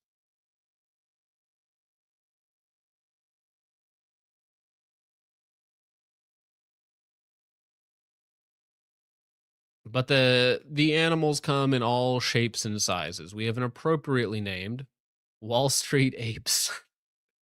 A Twitter account posting a video from a young queen. This is America's literally brought to tears. American, quote unquote, is literally brought to tears over changes to the EBT program no longer allowing junk food. She says people could potentially come together and exchange chicken for Little Debbie's snack cakes and create some kind of barter and trade system. How does that make you feel, American, when you're funding these types of Americans and their barter economy where they trade chicken? I didn't write that joke. For Little Debbie's snacks to avoid the fascistic EBT restrictions where the white people don't be giving them day stamps. You can't be buying that now. So now you got to spend money on like chicken and bread and milk and meat. But let's hear it from the horse's mouth, so to speak. They have taken all the sweets of a SNAP benefit. She's crying. Crocodile tears, chimpanzee tears, whatever you want to call them. There's perhaps a civil war in Africa right now that this wonderful young woman could be participating in. Hopefully on the losing side. They have taken all the sweets of a SNAP benefits. Y'all, we are about to be passing out packs of chicken in exchange for Little Debbie snack cakes. I promise y'all it'll be worth it. I'm gonna get y'all the organic, grass-fed chicken. They have taken all the sweets. This is her personal 9/11 times 1,000. Times 1,000. But listen, okay, I've been accused of dabbling in a little bit of racism here and there, okay, but I want you to know that it's not just the basketball Americans, okay? The Muhammad Americans are doing wacky things as well. The U.S. Border Patrol apprehended 4 British nationals. Are the British nationals in the room with us? Do you feel British? British nationals? Their names: Ali Muhammad, Ali Abdullah, Hamid Muhammad, Nagi, Ibrahim Ayud Khan, and Mohammed Sultan Salah. 4 British nationals illegally crossing into Maine from Canada. British people, huh? British nationals. Beautiful British names. Like they say in England. Yes. Wonderful El Gato. Wonderful British people. Cultural enrichment, you might say. Now, you know, it's funny. Like this image, right? This is a great meme format here, right? Great meme format for the Austrian painter, for Uncle A. It's a funny meme format here, okay? And we just have this in response to a Semitic woman, Batya Ungar Sargon, having a take on the first Jew in America. Literally breaking the, not glass ceiling, maybe be the coin ceiling, clipping the coin ceiling, as they say, the first Jew in America. The first Jew to step foot on American soil, the first thing he did was sue an official for insulting him, and he won. The first Jew to step foot on American soil, the first thing he did was sue an official for insulting him, and he won. The first, you don't say. And it's just that wonderful reaction meme. It's like, listen, all right, mister, you've been gone a while. You just got out of the, the cryo tube.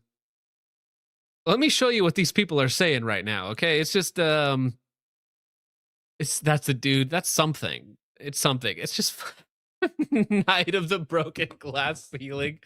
Well, whatever, dude. It's just funny, right? It's just funny. Okay, but listen, cool it with the anti-Semitism, okay? What about the light bulbs? Don't let the light bulbs get away scot-free, okay? We got to talk about light bulbs and DEI practices and them literally stealing our money and our children's future away. Cooperate. And the very first suspect to plead guilty in the $300 million Feeding Our Future meal fraud case has now been sentenced. Beckham Murdasa received just 2 years probation, largely because he was the very first person to cooperate. So this has to do with Somali fraud in Minnesota. Of course, this is a $300 million case where they're taking public funds and using it for whatever the heck purposes they want. The crime for being in part of a $300 million fraud scheme, 2 years probation for $300 million?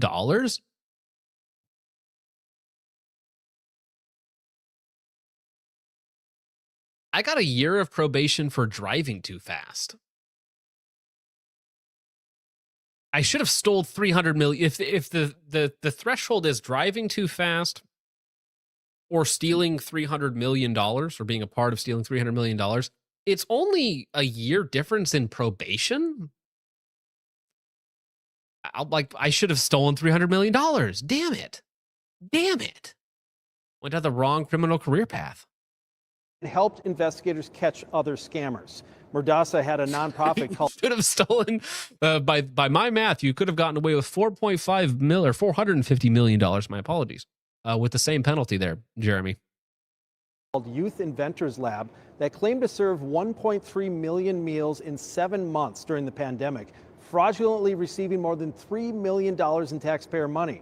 Murdasa kept $343,000 for himself and split up the rest with his co-conspirators. He's ordered to pay back that $340,000 and has paid back $56,000 so far. One thing that wasn't mentioned that I reported on about a year ago is that Murdasa got about $739,000 for running an autism clinic. He has not been charged for autism fraud. We collectively here on the Focus Trip live chat, 3 hours into a Focus Trip live stream, we need to get in on the autism fraud. I mean, legit autism, okay? I need to open up an autism center.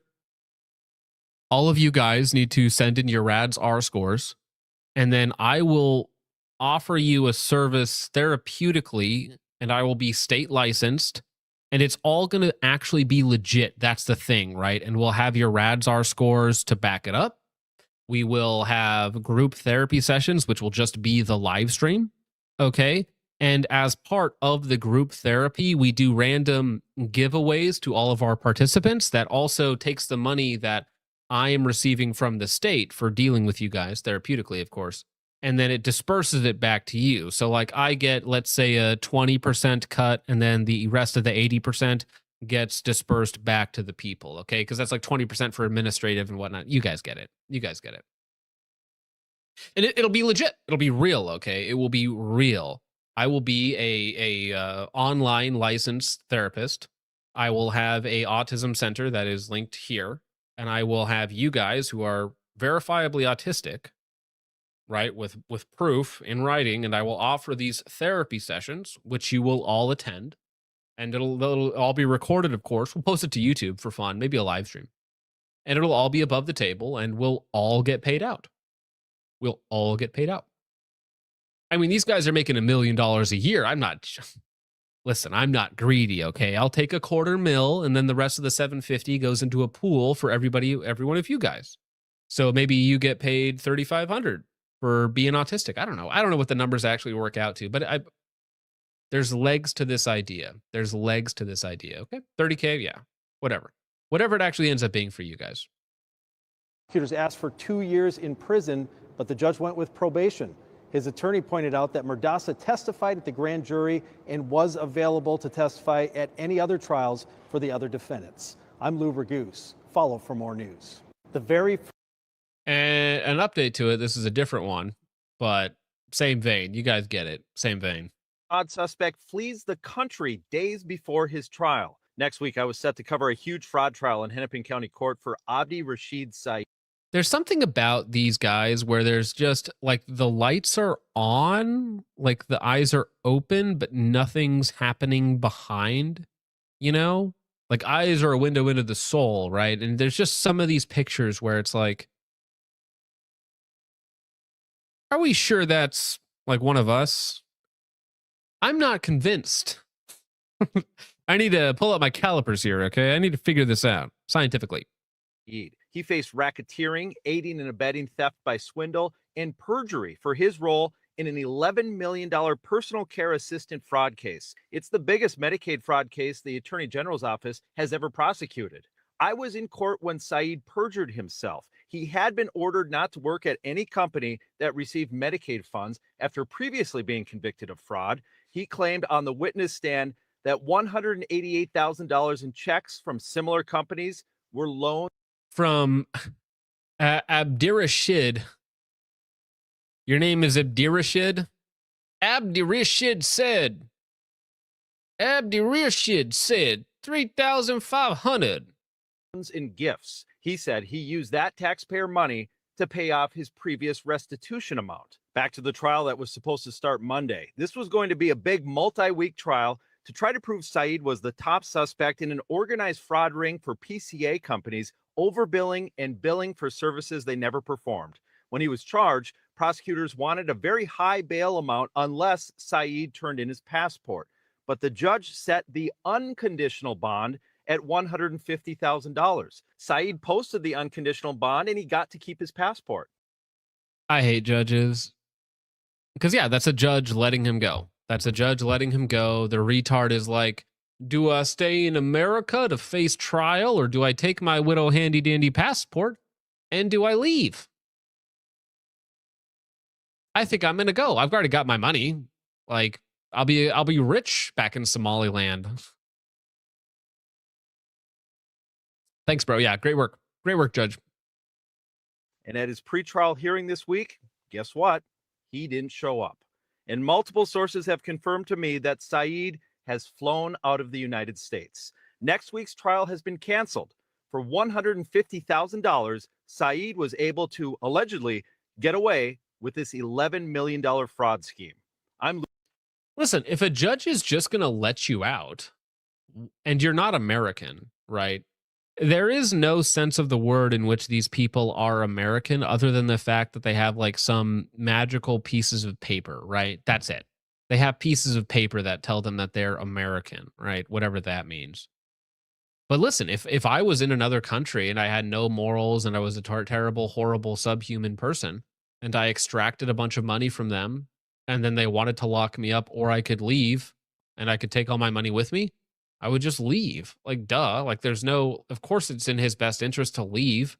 And the retarded judge is letting me go. Like, of course.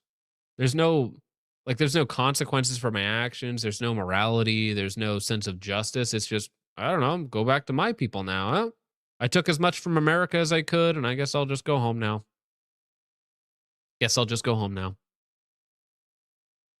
All right.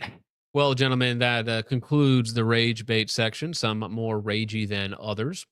But remember, guys, if you're planning on a trip to Africa, the random chimp event has started. So be careful with the chimp civil war going on in Africa right now. You could be drafted. Some of you, I know it's tenuous out there, but you could be drafted. Could be happening.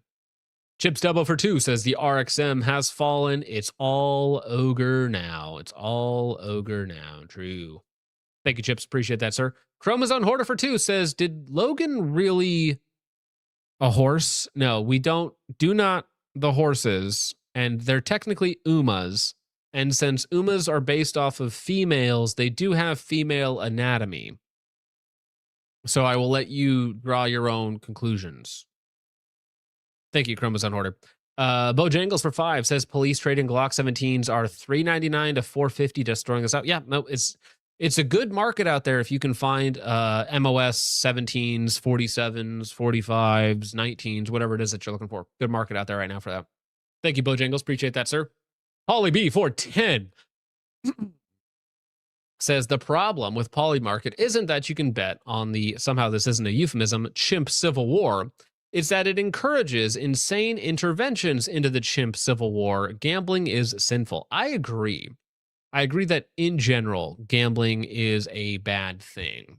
Lots are a bad thing, especially when it's so integrated in every facet of our society that it causes people to spend so much time in misery and blood, and it's a infectious, probably the best way to say that. It's a cancer. Maybe that's even better.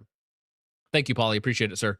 Logan sucks at shooting for 2 says, Umas, not horses. Yes, Logan may not suck at shooting, but he also does suck at something else, okay? Thank you, Logan. Chip Devil for 5 says, this guy's got nothing but buzzwords and homosexual haircuts.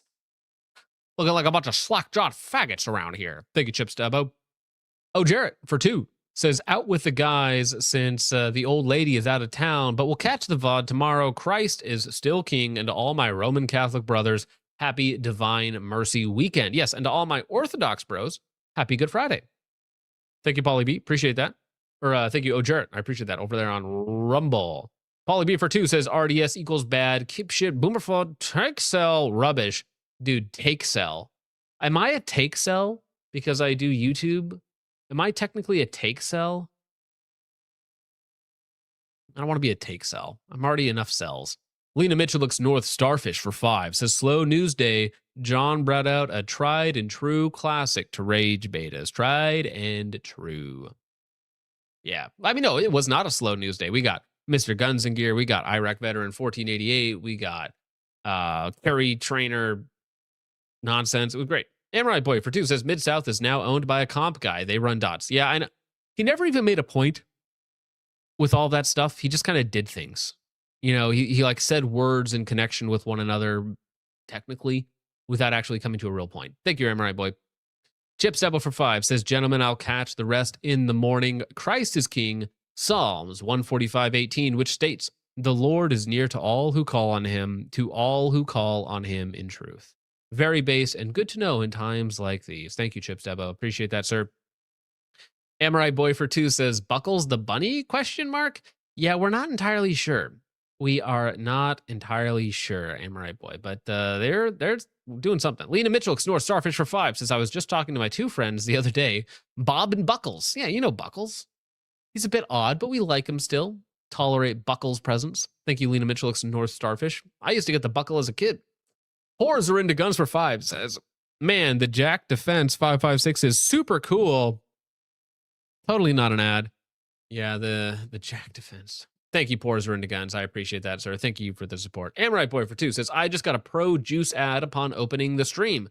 I think they run the blue stream ads on my stream when I'm talking about something juice related, which I find funny because it's like they're paying me to be antiseptic, right?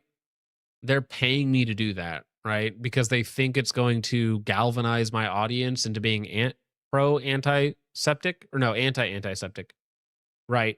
They think it's going to change your mind, but in reality, it just makes them even more expensive or even more hated because now they're interrupting my stream. Thank you, Amrite Boy. Appreciate it. Burger Town Crusader for 5 says, I've been wanting to say thanks for the Geisley code. Saved me a ton. I am glad to hear it, man. I am glad that I was able to hand out so many codes and get people like discounts on products that they want. I know some people are still waiting, but for you, sir, thank you. Chud McGill for 2 says, Don's wife found out he cheated with her 12 years with 12-year-olds. Well, that would be awkward, wouldn't it? To be like, you're a hot supermodel from Eastern Europe and you get brought into America and you marry a rich and powerful businessman and, you know, you eventually find your way to becoming the first lady of the United States. And then you find out that he cheated with you, cheated on you with 12-year-olds. If true, that'd be awful. If that was true. Thank you, Chip. Lon Hrucci for 5 says, flying guns into Atlanta airport, only Trench would think that's a good idea. I have flown with guns into Atlanta as well once, and they did lose my whatever it was that I was carrying at the time. They lost it, so I had to wait in Atlanta like an extra 10 hours for them to get it because it was on a different plane. And then I had to drive 6 hours down to South Carolina to go to Palmetto State Armory's The Gathering, but I wasn't leaving without it because it's an 8-hour drive. I can't drive anywhere and come back, so I'm just stuck in the airport until they get my bag in with my gun. So yes, I also had a bad experience with Atlanta. Zanico for 2 says, I mean, being in a picture with him is pretty sus. But I mean, listen, let's be real. You see Melania at this point in time walking around a party. You might also want to be in a picture with her. I could see the appeal. Okay, hypothetically, I could see the appeal. Thank you, Zanico. Amrite Boy for 2 says, what's the plus stand for? Asexual people. Which is like half the chat, not by choice, but by station in life. Thank you, Amrite Boy. Bullshark for 5 says, I can sleep better with rage bait than live through the rest of the day after the fact. True. Thank you, Bullshark. I appreciate that, sir. Lightsport for 2 says, it would be a hate crime to draw Mr. Wilson. Your Honor, it can't be a hate crime if I loved doing it. Thank you, Lightsport. Jim Eagle for 5 says, I keep meeting normies who don't see America as a failing state, and it makes me violently angry. Uploading to YouTube has been therapeutic. Love me, chuds. there is a difference between the online people like us who are like really inundated with all of the media and the right-wing podcasters and talking points and the take cells as they're now known, right? And the normies who are like, they go to a job, they see their buddies, they watch the ball game on TV where the brown dude throws the ball somewhere or something, I don't know. And they're like, oh, look at that, while they eat their goy slop. You know, there's just like there's a difference between us. You know, we're still the same, but different. Thank you, Jim. I appreciate that. Jackson Withers for 5 says, my hometown of Lakewood, New Jersey was ruined by, quote unquote, God's favorite people. Now I love John because John will build centers for those people. We can profit. Yes, we will profit. Me and you together, Jackson. Thank you, man. Appreciate it.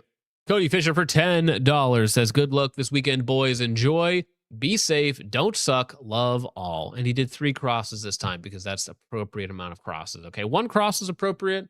3 crosses is appropriate. 2's missing 1. It's not quite there, you know, but for 10, I thank that very much. And yes, good luck to everybody this weekend. Whatever you're doing, good luck to me as well because I'm going to need it tomorrow. Milspec Max for 5 says, I've got one last rage bait. Hollow Sun makes the best pistol lights. Hollow Sun, I haven't tried one of their PIDs, one of their pistol lights. So I'm going to let that rage bait stand. You can't rage bait me. I'm too stupid to know. Your rage bait will simply slide off my smooth brain. No thoughts, head empty. Thank you, Milspec Max. I appreciate that. Bull Shark for 10 says, Jesus Christ is King, Lord, and Savior of all. Don't give a shit if it's anti-juice. If you know, you know. Well, yes, the New Testament is very anti-Semitic and based because of it. So are the church fathers. You should read them sometime. Thank you, Bull Shark. I greatly appreciate that, man. I love and appreciate every single one of you chuds out there hanging out, watching with us, hanging out, talking, chatting, rage baiting me, getting me to buy Iraq Veterans Patreon for a video that doesn't exist, and getting fooled, getting Jewed out of $5 on my own live stream. What the heck is this? But, gentlemen, I have much work to do tonight. I have much work to do tomorrow. I am currently running on about 6 hours of sleep, and I have a maximum of 5 hours of sleep that I can acquire tonight. And I've got to drive and shoot and perform and not suck tomorrow. So I'm going to get out of here. But to each and every one of you, thank you very much. To my Orthodox bros out there, happy Good Friday to all of you. And to everyone else in the chat, well, you know, I guess have a great weekend as well. I'm sure there's some other event going on in your personal spiritual life, but get out there, get after it, go to church on Sunday, hang out with the bros, talk to one another, love one another, do the things. Stop super chatting as I'm ending the stream. Jury Seller for 2 says, good night, my fellow patriots. Activation code GM Grand Wizard. Here we come, 2026. Logan Sucks at Shooting for 2 says, go get GM, bro. That's the plan. We'll see. We will see. But thank you very much, Logan. I appreciate all of that. And with all of that out of the way, thank you so much for watching. Hope you all enjoyed. I will see you in the next one. Godspeed. God bless. Christ is King.